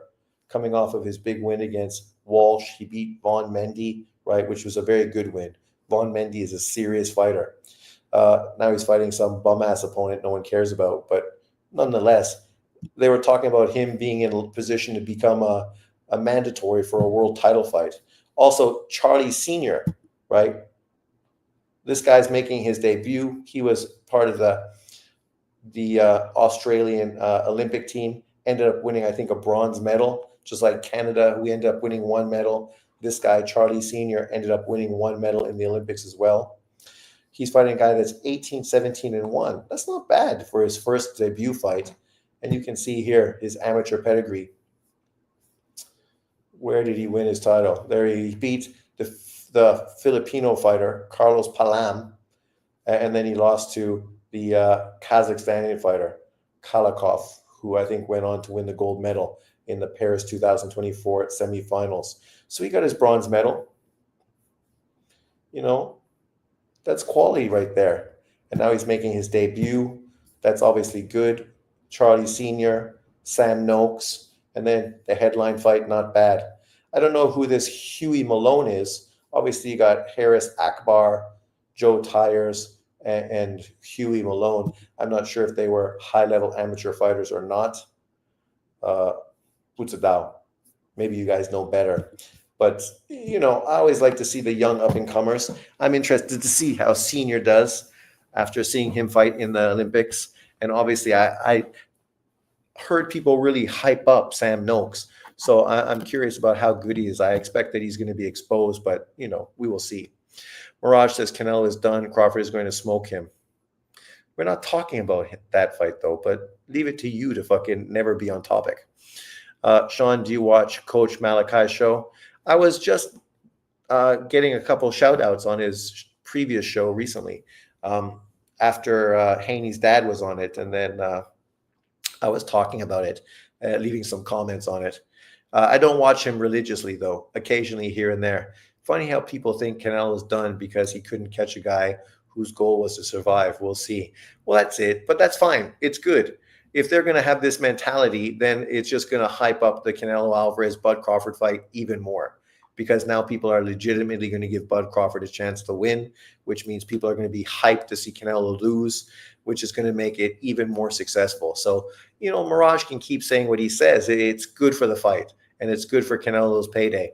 I just saw an interview or an article, a newspaper article, that Canelo is on the verge of becoming the first billionaire boxer in boxing history. Sorry, Floyd, it wasn't you, but it is going to be Canelo. Sean, is Bud Crawford top 10 all time with a Canelo win? I don't know how relevant the Canelo win is right now. Obviously, on paper, it looks fantastic. Him becoming a 3-time undisputed champion looks fantastic. But top 10 all time, I think recency bias is something that overwhelms people a little too much, right? Because you're dismissing all the great fighters that have better resumes and fought better legacy fights, than Bud Crawford did. And there's lots of them. Would they necessarily have beaten Bud Crawford? No, but that's not the determining factor. Canelo can't cut off a ring. Yeah, Bredman Edwards says you're a fucking idiot. Literally, he mentioned you on the interview he just had on Mill City. He literally said, Mr. Mirage, that guy is a fucking idiot. Doesn't know anything about boxing if he thinks Canelo can't cut off the ring based on that performance and how Skull was doing everything in his power to fucking run and survive. It was one of the most sickening performances I've ever seen. And I've seen a lot. I saw Rigo fight. I saw Haney fight. Looked exactly like the Laura fight. Yeah. And Laura lost that fight too. So it shows you that style of fighting is not beneficial. If you don't throw a punch, you can't fucking win. Laura actually fought the first half of the fight. See, Machado is far more legitimate. That's exactly what happened until those left hands body shots started to get in, and then he just ran. How much of that billion is Canelo giving you? None, but that's fine. I'm not kissing Canelo's ass, but I'm also not fucking a hater like you. Unlike you and many of these channels on YouTube, I don't fanboy for anybody and I don't dick ride for anybody. But I also don't go out of my way to fucking hate on people like it's my fucking job. I'm a much more even keel boxing fan. Leave Laura alone, man. Laura. Laura's had a few good fights, but overall, he just fucking epitomized what was wrong with the Cuban style. Boring for the most part. Jay Perez says, I was really angry before the Inoue card. After that, I felt better. I think 90% of boxing fans, except for Mirage, felt the exact same way. Mirage was happy with the Canelo Skull fight because it gave him more opportunity to fucking go all over social media and fucking dick ride for fucking David Benavidez. Crap, I missed an hour. What's up, Garden Sink Mentality? Yo, Sean. What's up, brother? Yeah, we're just going through some of the fights that are happening this weekend. So we talked about the UK card. Obviously, it's UK card. Obviously, the two main events aren't bad. You have the up and coming young fighter that we mentioned earlier, Sam Noakes, who looks pretty good, right? He's kind of like the poor man's Ricky Hatton. I don't know if he'll end up being as good as Ricky Hatton, but we will see. We can hope. Ricky Hatton was entertaining, even though he wasn't necessarily great. Where is my boxing prediction? I just put it in. There it is. So, the top rank card. Yeah, let's jump to that. I forgot the top rank card. So you got that card from Frank Warren in the UK, and then of course the top rank card. You also have the other card from what is this? It's on DAZN, OTX Boxing. You know the OTX. You got the welterweight Andres Katsukakis 15-0 versus Roberto Cruz 11-0. That should be a pretty good fight. Then you have Brian Gorman versus Luis Felicino 17-2. Those cards are pretty good, and it's free. You can watch it. I even think you can watch them on YouTube, if I'm not mistaken. So it should be easy to watch. And obviously, you got a lot of good fighters, like 1, 2, 3, 4, 5, 6, 7 undefeated fighters taking on, not bad opponents. So that should be entertaining. But let's check out that top rank fight with Murtazaliev, who's trying to put himself in position to get that Lomachenko title. And as I said, I won't be sad. I mean, if I'll be a little sad if Lomachenko retires, because obviously I enjoy watching him fight. But I'll be happy if Murtazaliev gets that title, because then a Keyshawn Davis Murtazaliev unification fight is definitely fucking on the horizon. So there we are. Can you guys see? Bing, bing, bing. Martinez versus Ioka in the rematch. I like. Yeah, that's on Sunday. Yeah. It'll be interesting to see what version of Ioka we get. Ioka usually is better in the rematch, right? But isn't this the third fight they've had? Is this a trilogy between Martinez and Ioka? Didn't Martinez win the first 2 fights? Or am I daydreaming? I tend to think maybe he did. But this fight card is good, man. Another good top rank fight card. Top rank consistently gives solid fights, right? Muratalla versus Zaur Abdurev for the IBF interim title. Obviously, the winner of this becomes the IBF champion if Lomachenko decides to retire. And Keyshawn Davis versus the winner for unification is fucking dynamite. You look at Raymond Muratalla. He's a good fighter, entertaining, 22-0. 17 KOs, 28 years old, 5'8" with a 72-inch reach. Good reach for a guy that height. His best win was a very controversial victory over Tevin Farmer, but Tevin Farmer has proven how good he was with his 2 recent performances against Zepeda. Obviously, his win against John Jenny was a good win, the South African fighter. He beat Nakatila, the how come Namibian fighter, obviously somebody that if you follow boxing you've heard of. Roberto Galindo, tough fighter, beat him. Jeremy Hill beat him. So obviously Abdurev is a good opponent. People may remember him. This was like Devin Haney's, I think, first big win. Back in 2019, Devin Haney beat him to get that WBC interim title by stopping him in the 4th round. I think that's the last time Devin Haney had a fucking stoppage win. Since then, he's went on and won a lot of good fights. Beat Ricardo Nunez, beat Roman Abdurev, quality fighter, undefeated. Beat Giovanni Starfon, beat Linares, beat Dejan Zakakalian. Sorry if I butchered his name. He used to be relevant at this time, not so much. Beat Roger Gutierrez, and obviously now put himself in position by beating Juan Carrasco to face Muratalla. I would not be surprised to see Abdurev win this fight. Not at all, right? He's not a bad fighter. 31. Obviously, he lost to Haney years ago in 2019, but he's still not old. 31 years old, 5'9". Obviously, this is a guy who represents RCC, Russian Promotional Boxing. Maybe you guys used to watch RCC on YouTube. You would have seen him fight quite a few times.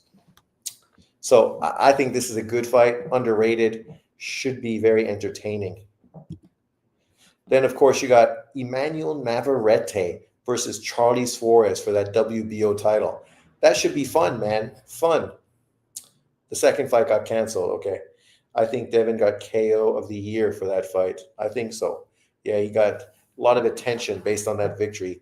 I was surprised that Abdurev looked so bad in that fight because I'd seen him before and I thought he was going to give Devin Haney a good matchup. But yeah, he was not good in that fight at all.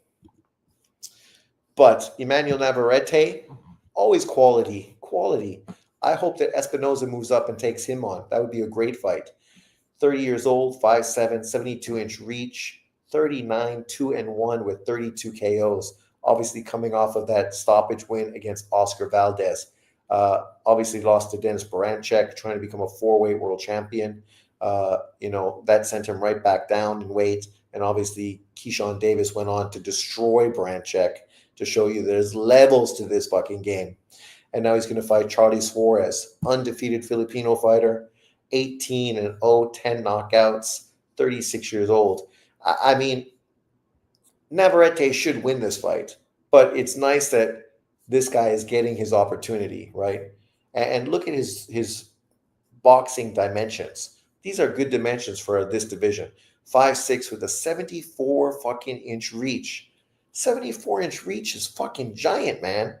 Like, if this guy can establish his jab, he could cause anybody problems at this weight class because you're going to always have the longest reach. You're never going to fight anybody that has the same reach that you have. Literally, never. Nobody. You have to move up to 154 pounds to fight Bud Crawford to face somebody like that, or Boots Ennis at 147. But I think it should be a fun fight. I do expect Navarrete to win, but I'm happy to see this guy get a chance.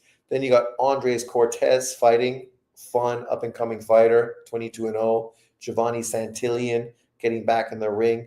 Obviously, we remember his loss to Norman for that WBO title, 33-1. Albert Gonzalez, 13-0. Alan Garcia, 15-1. A lot of fighters I'm unfamiliar with, but you never know. Some of these guys end up impressing when you see them in the rings. Albert Gonzalez, Chop, 23, out of California.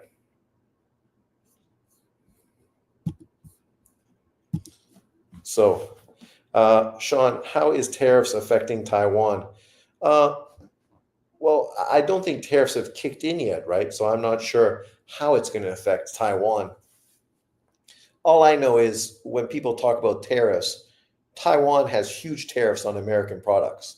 So when you want to buy something in Taiwan that's American, it's very expensive, right? So if the States wants to put tariffs on Taiwanese products coming into the States, it's only fair. Because literally, when I go to Canada, people tell me to buy Roots products because it's too expensive to buy it in Taiwan, but everybody wants it, but they just can't afford to spend money to buy it here.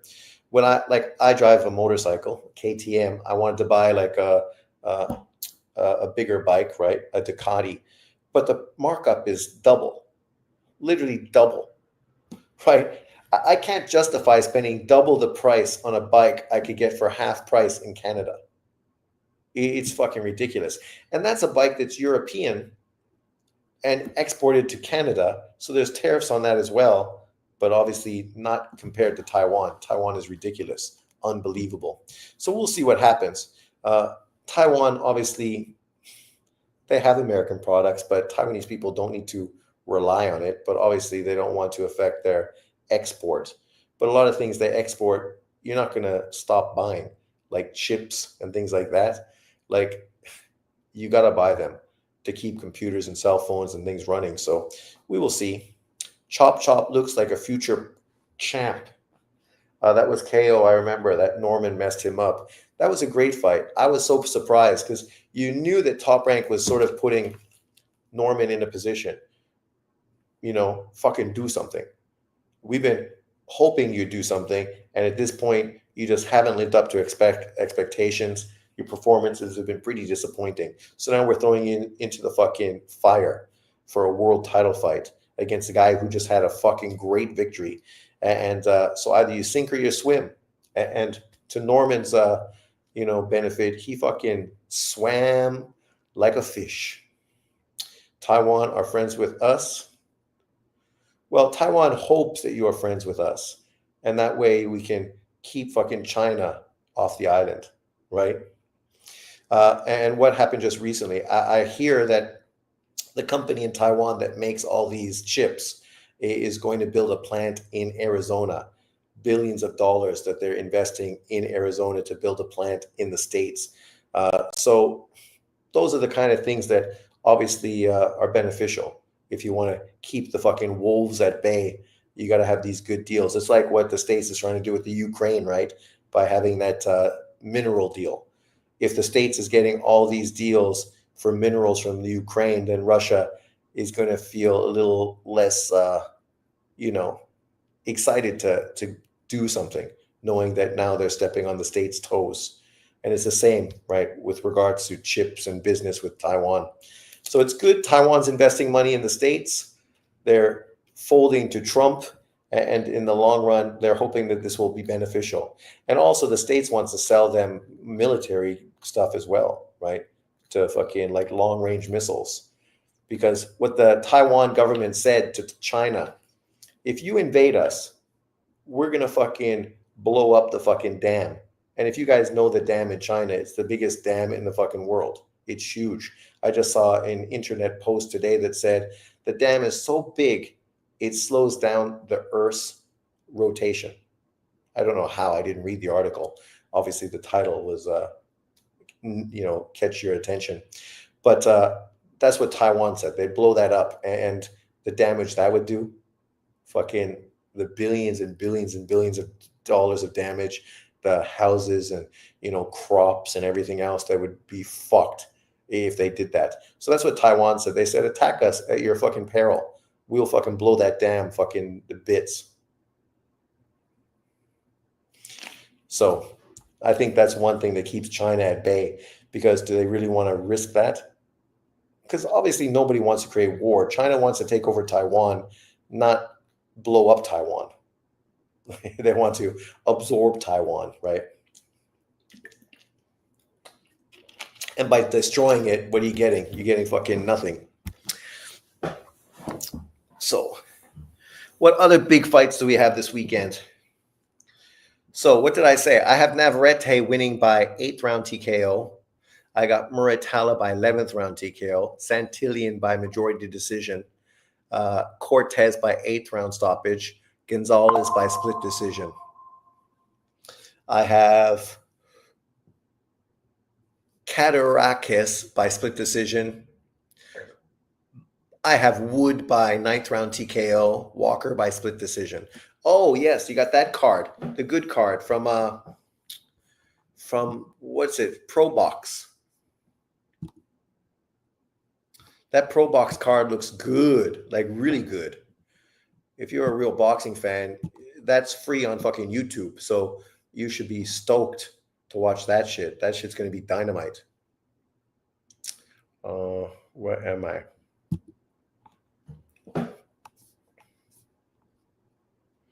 Lubin. There we go. Lubin. Yeah, this card looks good. So Lubin, 26-2, is going to fight Andrell Holmes Jr., 17-0. That's a good fight. Holmes is not a bad fighter at all. He's totally the kind of guy who could pull an upset, especially against a guy like Lubin, who definitely has flaws. And then you have Nicholas Flav. Have you guys watched this welterweight kid? He's pretty good. A lot of swag. Puerto Rican kid, 14-2, 9 KOs. He was stopped once, but that was a while ago. Obviously, 2020, he lost by stoppage 1 round. But since then, he bounced back, beating Brian Caballo. Do you guys remember Brian Calabo? That guy was a huge fucking praised dude. He was getting tons of attention as the next great welterweight. He beat him by majority decision. Then he beat Jai Tucker, undefeated up-and-coming prospect, by majority decision. Then went on to get quite a few big wins since then. So he's definitely bounced back with some quality fights. and definitely is getting a lot of attention from pro box as well. And he's the kind of guy that's exciting, fun kid to watch, right? He's fast, explosive, lets his hands go. There's nothing not to like about him, even though he looks maybe like he's chinny. Then you got this kid, Darrell Vassant, 12-0 with 10 KOs. This kid looks like a fucking killer from Florida, 6'1", southpaw, 22 years of age. He hasn't fought the same level of competition, but he's looking good. And who's he fighting? Rodolph Orozco, 33, 4-1. This Orozco, never been knocked out. Looks like a babyface motherfucker, but you never know about these Mexican kids, right? 25 KOs, never been stopped. Obviously, tough as nails. Coming off of a loss to Conor Benn in his last fight, but went the distance with Ben, but was pretty much easily outboxed. Only one judge had it 96-94. Prior to that, who did he lose to? Nobody outstanding. But for Darrell Vassant, right, this kid is just a prospect. He's a nobody. So obviously it's a quality opponent right now for him. I'm excited. That card should be really good. Who else is on that card? I saw somebody else too. Where is it? Oh, Naji Lopez. Man, this card is stacked. And all these guys, Flaz, Valsant, and Lopez, these are pro box fighters, right? And all really up and comers. Naji Lopez, 13-0, 10 KOs, 25 years old, Puerto Rican kid. This is the kid that I said that you could expect maybe David Benavidez to fight him in the future, right? This is the kind of guy, obviously pro box. You could easily grab him to fight on a PBC card. He hasn't faced the best competition either, right? Mediocre competition, but he's looked good, explosive. He's taking on this kid, Juan Asuna, 22-2, 20 KOs, stopped once, 24-year-old Mexican kid. He got stopped by Cal Cole. Yeah, that kid's a up-and-coming prospect. Lost to this kid, 15-3. So shows his limit. This should be the kind of win that obviously Naji Lopez should get a stoppage victory. But keep your eyes on these guys. This is free on YouTube, right? You can watch Naji Lopez, quality. You can watch Darrell Valsant, Nicholas Flaz, and then Erickson Lubin. And then look right here, Herbert Canseco Sosa.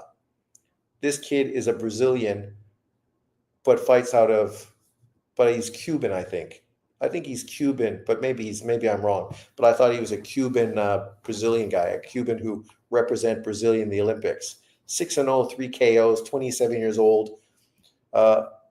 He already beat Falco. Think about that. In his 5th professional fight, he beat Falco, who was 30-1. I mean, think about that fight. You got this Olympic fucking gold medalist, I think he was, or at least silver medalist, stepping in to face ex-world champion contender in Falco, who at the time was 30-1, never been stopped, 20 KOs, and you go in and you fucking beat him. Quality. And obviously he also lost to this guy, Gutierrez, also a good opponent as well. Man, I think Sosa is a real deal as far as Brazilian fucking boxers come. Definitely somebody to pay attention to. So this card is dynamite. Sosa, Lopez, Valsant, Flav, and Lubin. That's 5 quality fights, man. I don't know who this kid, Nazareno Romero, is, but a woman. Okay, we got to ask Ring IQ, Argentinian woman. So maybe that's going to be a good fight. I don't know. I don't watch women's boxing too much, so maybe he can tell us. But looks good. Babyface, funny kid. Inoue now dropped twice by C level and B comp. Could be a problem. What do you mean B? When 1,000 favorite, you have to stay on your feet. That chin and leaving your chin out, starting to have some concerns. Oh, Rick, calm down. Like, great fighters in history fucking got beat and got chin checked and got caught. You look at the punch you got caught with, you're off balance, your feet are twisted, and you get countered on the inside. The same exact punch that Neary landed. You're not often going to be in that awkward position, right? And hopefully you know that when you're in that position now, don't throw the right hand because you always get fucking countered on it. So keep that hand up. Maybe you could fucking spin the guy and throw your left right to the body. But come on, man. Like people just look for any reason to try to like chip away at boxers. Inoue put on a great performance. He saved the weekend. ESPN saved the weekend. It was a great fucking card throughout. A great top ranked card. Junto is coming with heat. Sure he is. But I wouldn't expect Junto to land that same punch on fucking Inoue. His punches are going to be long on the outside punches. It's going to be really different than that punch. Maybe an uppercut, right? But not that kind of awkward punch on the inside. People don't want to acknowledge that Inoue is in his fourth weight class. Well, it's his fifth weight class. He moved through 5 divisions. He only fought in 4, but he moved through 5, right? 108, 112, 115, 118, 122. So he's moved through 5 weight divisions. 5. And so, of course, the guys you're fighting are bigger and harder punchers now. But that didn't stop Inoue from fucking getting rid of 2-time world champion Luis Neri, beating the shit out of him in the fucking Tokyo Dome in one of the biggest fights in Japanese boxing history. And then obviously you come back and you make this huge fight in Vegas, and he won fans. He won fans based on his performance.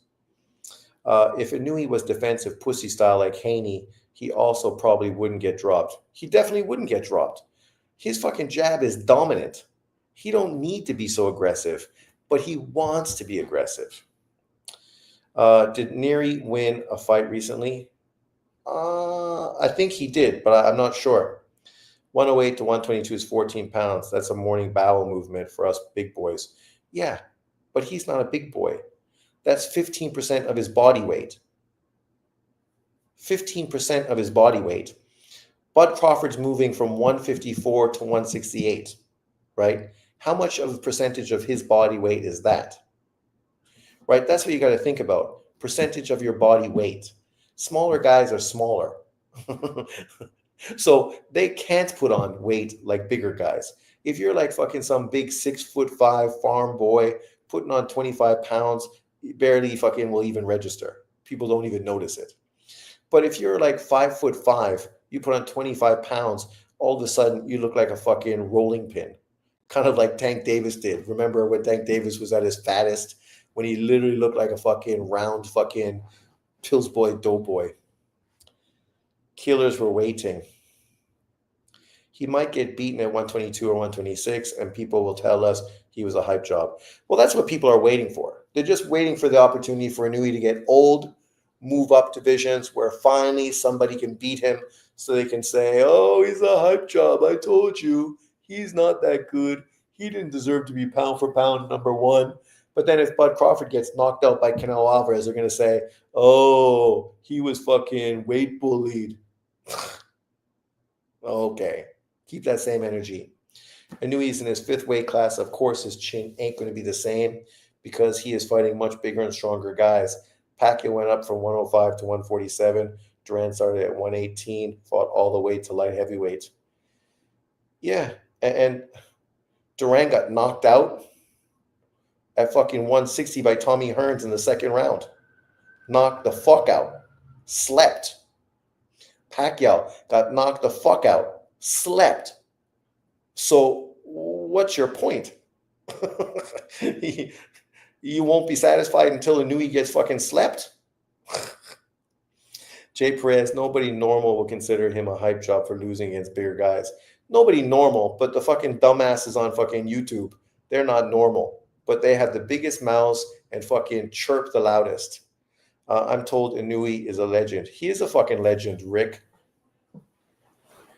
At the smaller weight divisions, he's a fucking legend. He's a 2-time undisputed champion. You tell me what other fucking legendary small fighter has accomplished that. Tell me one. Just one. You can't because it's never been done. And now he wants to go to 126 eventually and do it there too. So he will basically duplicate what Bud Crawford wants to do. He is a legend. Just like Roman Gonzalez is a legend. Right? I'm not trying to defend Inoue. I'm just saying why he gets dropped compared to Haney or Shakur. It's got nothing to do, nothing wrong. You get dropped as long as you win convincingly. Well, and if you're aggressive going for the knockout punch, you're more susceptible to getting countered. Salvador would have humiliated him at 122. Rick, once again, that's a narrative. That's all it is. A narrative. You can say whatever you want, but fucking talk is cheap. You can't back it up because, unfortunately for Salvador Sanchez, he died really early, and we only have a small little fucking group of fights that he had. What do you think fucking Inoue would have did to fucking redhead fucking Lopez? Would that guy have fucking lasted 3 rounds with fucking Inoue?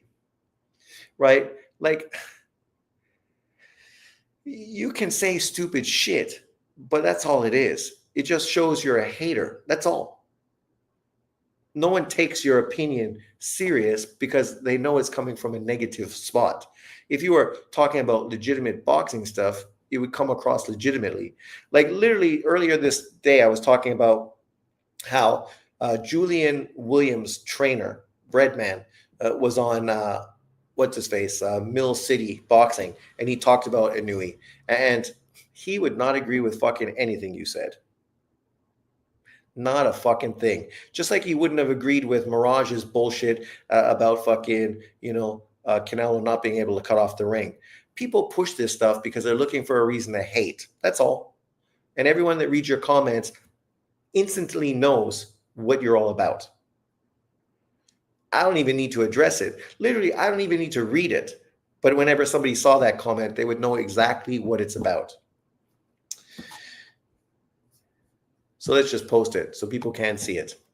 There is only one Pacquiao and Duran. Inoue is great, but those two guys are top 10 ATG guys. Well, to be fair, Inoue is still 32 years old and still has a lot more to do in his career. He could put himself in that position as well. If he goes on and beats Junto, bam, MJ, moves up to 126, becomes undisputed at that weight division, and then retires undefeated. It's going to be hard to criticize his fucking run at the smaller weight divisions because Pacquiao and Duran weren't as successful in the smaller weight divisions as Inoue has been. Sure, Duran didn't win any fucking titles in the smaller weight divisions. He won titles at lightweight. No division below lightweight. Pacquiao won titles in the lower weight divisions, but never unified titles. Right? Picked fighters. Name fighters for paychecks, and then move to other divisions to become multiple weight world champion. Inoue's done that and more. He's literally fought the other champions to prove he was the best. Pacquiao didn't do that. Duran did at lightweight. He didn't at welterweight. He skipped over 140, didn't fight Aaron Pryor, a fight that he should have fucking had, and never unified, I think, again in his career. Only unified at lightweight, if I'm not mistaken. Breadman is pretty good. Breadman is good. You listen to his takes and you know this guy is just fucking talking facts. He ain't hating on dudes. He's a guy that loves the sport of boxing. He's got no fucking axe to grind to fucking downplay boxers. He respects boxers. He's a trainer, right?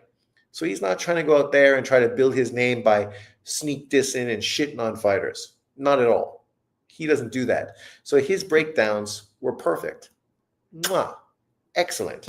Like if you want to listen to a guy talk about boxing and just talk about the sport, not being a champ side, trying to find ways to fucking shit on Inoue, to fucking dick ride fucking Haney. Because we know champ side's LDBC, and we know the LDBC is dick riding Devin Haney like they did Spence, like they did Wilder. Just like fucking Knockout and fucking Fannin and Ego are doing with fucking Tank Davis. These dudes would rather fucking dick ride one fighter, make videos about this guy consistently, and then literally shit on everyone else to help build up these fighters. That's not what Breadman does. He's a boxing aficionado. He just breaks down the sport from a very fucking educated perspective. No narrative, no hate. Do you think being a Taiwan resident makes you a little biased to Inoue? How would me being a Taiwanese resident make me biased towards Inoue? Inoue is Japanese, has nothing to do with Taiwan. Literally nothing. I like him, but his best win is the 36-year-old Nonito, who did break his face in Fight of the Year. And instead of quitting like a bitch, like so many other fighters did, he went on to win that fight and really stopped Nonito in that fight. But the judge fucking dropped the ball by letting Nonito have a long count. And wasn't Fulton, the unified champion, a better win than Donaire? This was in his 5th weight class. This was against an undefeated unified champion, and he beat the shit out of him. And guys like Chumpside and others were all talking about how Fulton was going to school fucking Inoue because Inoue never sparred with a black guy. How are you going to fucking beat a black guy if you never even sparred with a black guy? Like, this is a whole new fucking thing. Speed, reflex, power, natural athleticism. Oh my God, you're never going to be able to cope with a fucking black guy if you never fought him before. Yeah, okay. That worked out well. That whole narrative fucking exploded in their face. So keep up the race narrative because that shit fucking panned out perfect. Just like fucking Rigo is going to break fucking Lomachenko's jaw. Oh, Lomachenko cherry picked him and pulled him up 2 weights. You weren't fucking saying that the week of the fight, were you? No. Afterwards, then you said it. Chump side. Inoue is a 4th pound for pound for me. I think that's fair. Yeah, it's fair, but I'd be curious who you got at number 3. My point is people having unrealistic standards for Inoue, especially his haters. I swear they will make up anything just to shit on him. Yeah, but that's not just Inoue, right? It's every non-black fighter that's successful. Every non-black fighter that's successful gets shit on consistently. And then they go, oh, if it was a black fighter and he did that, oh, if it was a black fighter, oh, black fighters are held to a higher standard. Are they really? Okay. What's up, Jag? Hard recoil. Champ side pound for pound list is comical. He has Boots on it 3 years ago. I know. And I love Boots. I'm a big Boots fan. But you can't put a guy on a pound for pound list based on prospect or possibility. It's like, literally, what have you done to earn your position fucking at the company? Maybe you went to Harvard. Maybe you had a fucking 4.0 GPA. But does that mean I'm going to make you vice president of fucking Apple software? Or you got to prove yourself. You got to like literally fucking work here and show that you actually can do the job before I give you the raise and the promotion. You're putting fucking Boots on your pound for pound list based on the eye test. You think he looks sexy. You like his long legs and the way he fucking moves in the ring. It's not about what he's doing or who he's beating. Like, you know, John Boxing, what does he always say? It's not about the hardware. It's about who did you beat. But that doesn't apply to fucking Clarissa Shields. It only applies to fucking Inoue. It doesn't apply to fucking Bud Crawford because literally the biggest haters of Bud Crawford were Errol Spence fans, black fans, who said his resume was garbage and spent 5 years shitting on his resume. So literally, you're giving them fucking support by doing that. You got Bivol at number 2. He got a loss on his resume. Bud and Inoue never lost. Usyk, Bivol, Bud, and Inoue. Those are the 4 best fighters in boxing. So you having them in the top 4, I can't criticize it because literally they are the 4 best fighters in boxing. Like, this is the kind of thing that Breadman would fucking tell you. These are the 4 best fighters in boxing. Because that's just common sense. It's not fucking based on race or narrative. You got 2 white fucking Eastern Europeans, 1 black American, 1 fucking Asian. And Bivol obviously is more Asian than he is white. So really, in a sense, you got 2 Asians, 1 black guy, and 1 white guy. Or you could say Bivol is mixed. So that's the other thing. But those are the 4 best fighters in boxing. Tank could be here, but unfortunately, Tank refuses to fight someone to prove it. Right? Canelo obviously is no longer here because he's slipping and older and just not what he once was. Right? Bud's activity an issue. Yeah, Bud's activity is an issue for sure. But you can't say that because guys that fanboy Bud being pound for pound number 1, they got him on that list only because he's black. Has nothing to do with what he's doing, his activity, who he's beating. It only has to do with his skin color. Right, John? right? And if you don't have him there, you're a racist. But everyone got to agree with your opinion, right? These are the kind of guys. Their opinions are the only opinions that matter, and everybody else's opinions are based on race and hate. Really? Okay. Meanwhile, when I watch your channel, every fucking narrative you come out with is based on fucking race and hate. Uh, agree about Bud's activity or lack thereof. Boots ain't pound for pound, and I also like him. I agree with you 100%. His fanboys are obnoxious. I like Boots, and I think Boots can easily be pound for pound, but you gotta fucking do it. Beat fucking Norman. Beat Barosh. Become undisputed. Move to 154. Beat fucking a champion and become a two-weight champion. And then at that point, now you're cooking with fucking gas, man. Right? Now you're doing what people expect. Who's higher in the pound for pound? Benavidez or Boots? Fucking neither. Neither. David Benavidez never fucking unified. Had fucking tons of opportunities to do it. Didn't do it. And now he's got a fucking email title, which I don't count because literally you didn't beat anyone to get a title. So you didn't do anything. Boots Ennis had an email title, but at least now he just unified against Stanionis. Unified against Stanionis. Fucking Benavidez never unified his whole fucking life, right? And he's older than Boots, right? If I'm not mistaken. So I would say, if anything, fucking Boots deserves to be higher on the list than him. At least he's beating champions to unify titles. Fucking David is collecting email fucking gift fucking certificates. DJ, that's what I think Boots got to get another big win. Beat Norman. That'd be huge. And then go up and face fucking Virgil Ortiz. Norman Ortiz, right there, you become number 10, number 9 on my pound for pound list. Especially because, other guys like Ken Shiro probably going to lose eventually. Devin Haney for sure going to lose if he is what he's been doing recently. So I guess some people think pound for pound is a popularity contest. A lot of people think that. And they also think it's a career achievement fucking record. It ain't. Because that means when Pacquiao comes back and fights Mariano Barrows, she deserves to go back on the pound for pound list. Sean, don't let Mirage make you dislike Benavidez. I like Benavidez. What makes me dislike Benavidez is his team. And the fact that they are PBC and they fucking maneuver and fucking talk shit, but don't fucking walk the shit.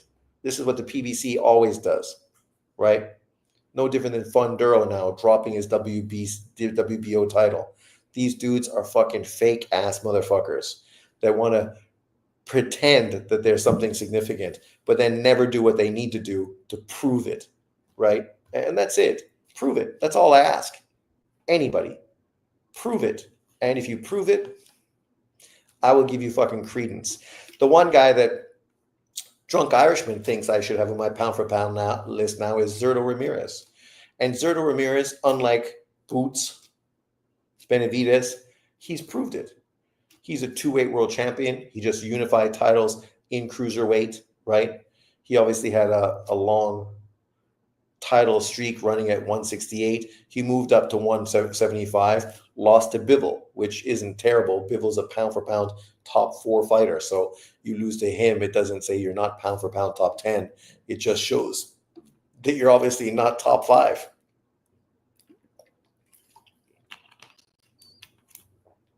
Pound for pound is mostly about quality of performance against level of opponents. Yeah.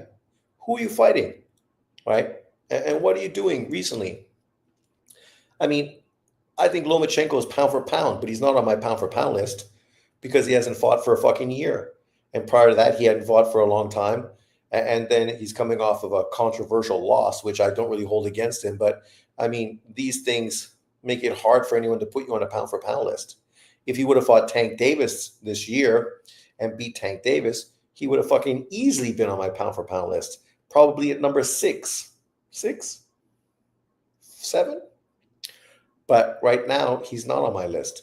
Not that he got beat. He always is coming off of an impressive victory against Kambosos, doing what Haney couldn't do in 2 fights, doing what Teal couldn't do. Lomachenko did it easy. Easy work. Destroyed that motherfucker. Let's see if Richard Hitchinson does what fucking Lomachenko does. I guarantee you, he don't. He will beat him, but he's not going to fucking stop him. He's not going to destroy him the way Lomachenko did. No fucking chance.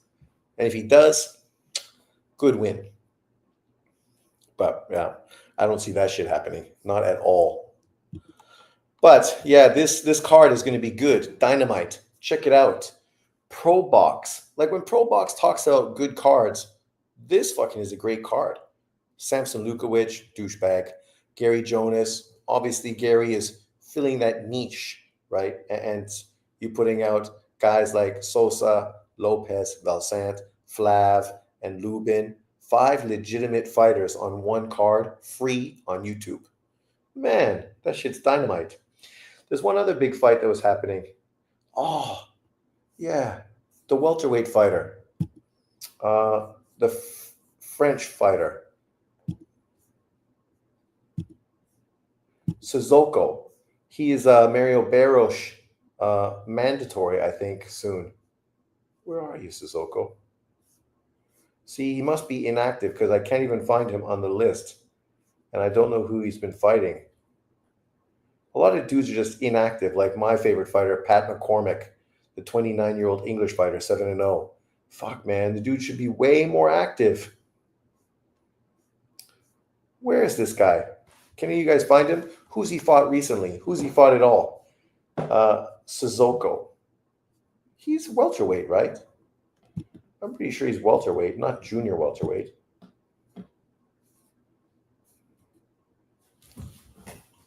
Am I fucking high?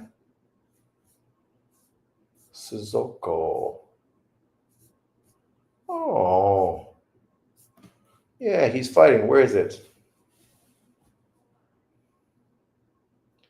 Where are you, Sissoko? Oh, this is a good fight. Yeah. Kavalaskis against fucking Sissoko. Oh, okay. I can fight Kavalaskis. That's easy. Where's Bud Crawford? There's Bud. Find Bud. Scroll down. Find Kavalaskis. And then Sissoko. Boom! There we go. Bob's your uncle. There we go. Look at this card, man.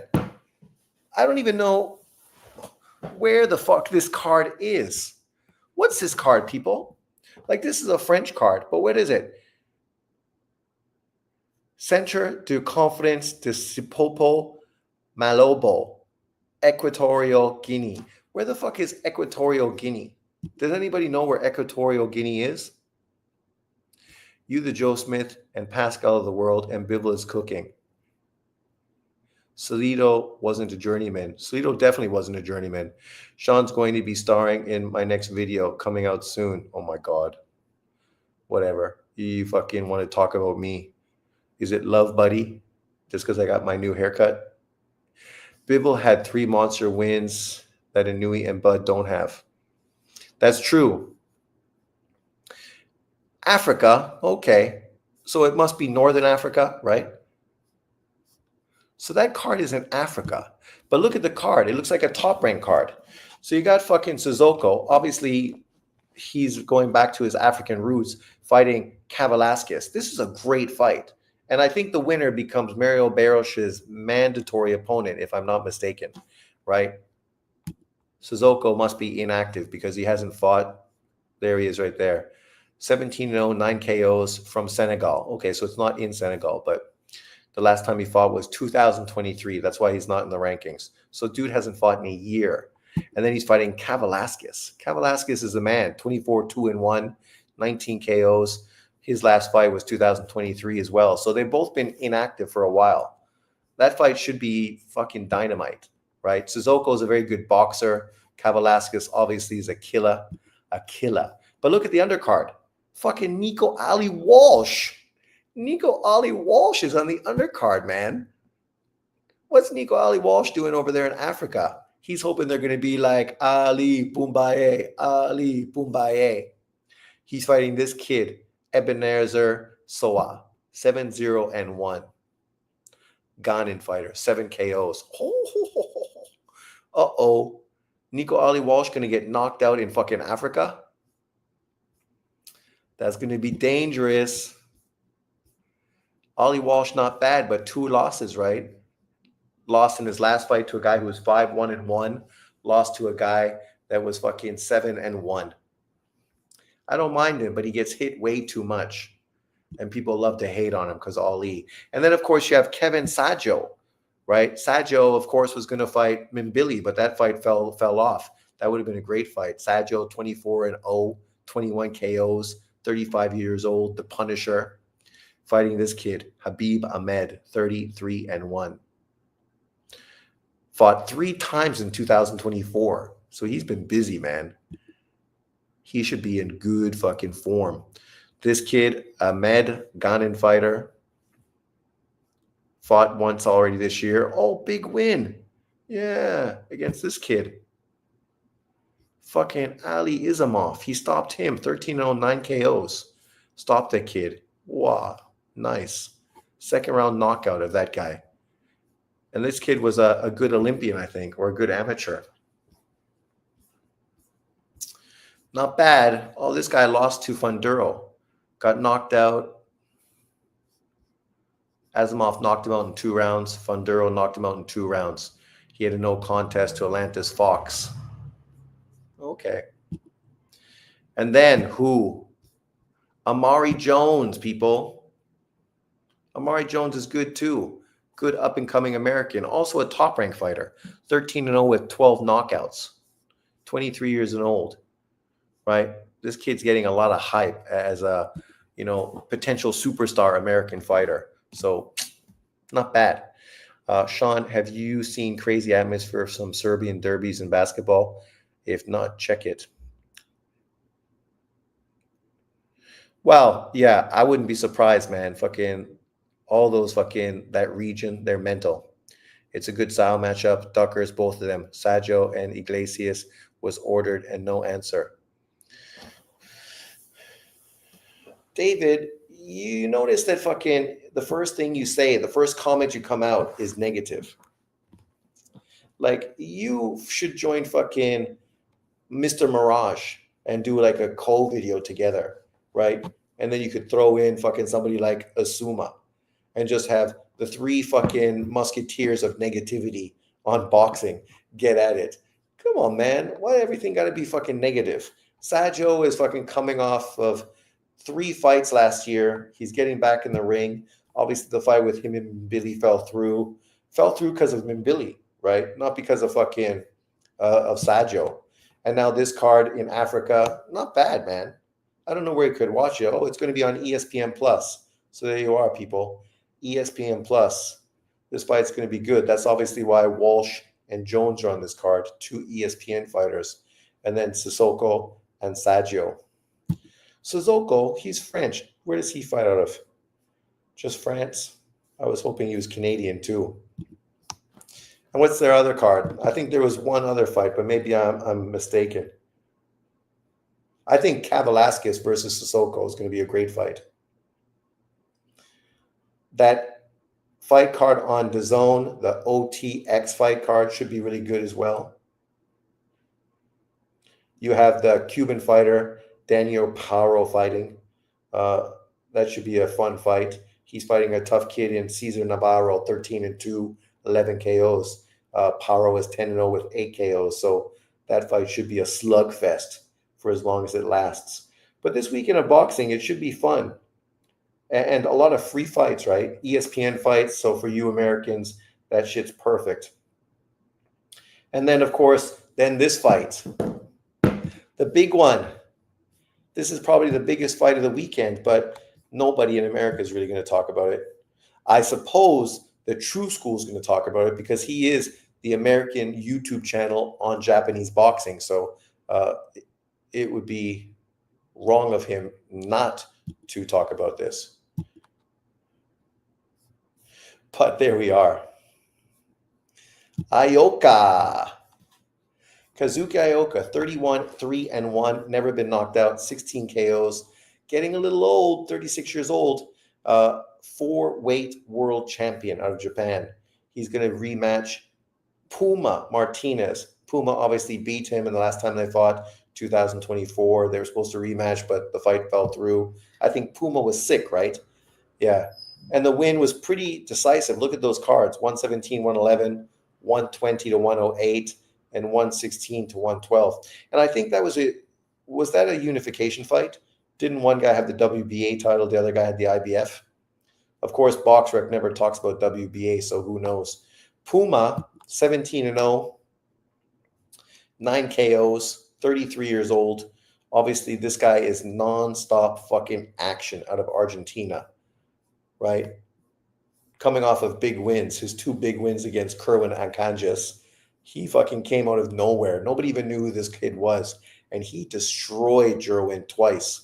Then obviously beat Jade Borneo, undefeated fighter, 18-0, stopped his ass in 11 rounds. Then beat Ioka, who is the most accomplished fighter at 115 pounds, not named Roman Gonzalez. And now they're going to rematch.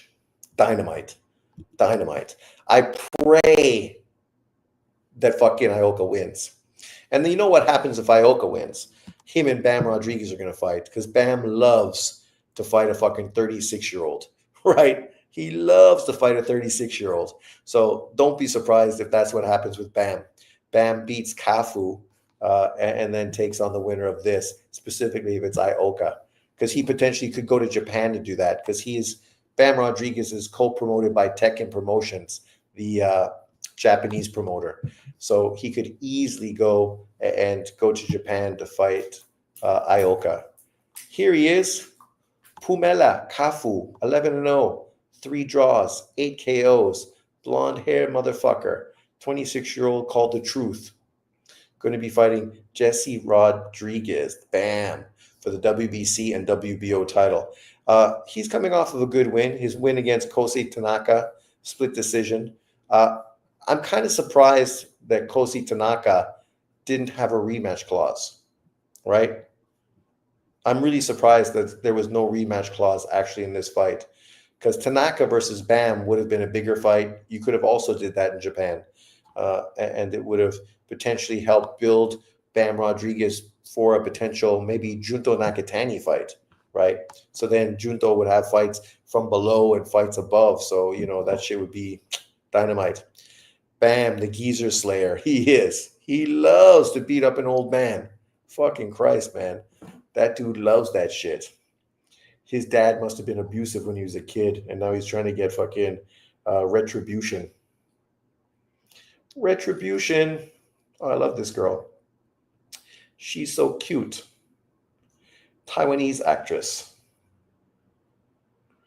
She has a good movie on Netflix, TV show. She's very Taiwanese in her face. Cute.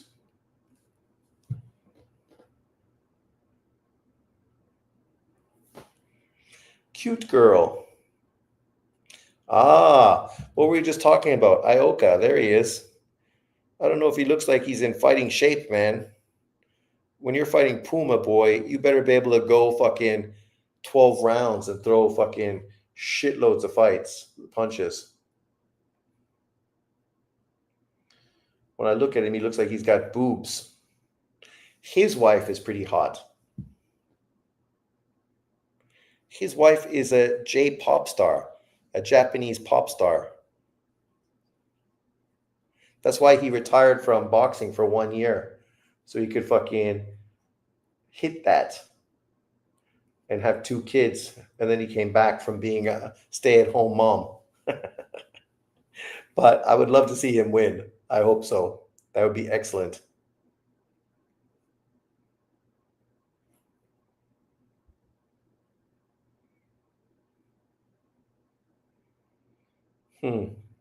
Any more?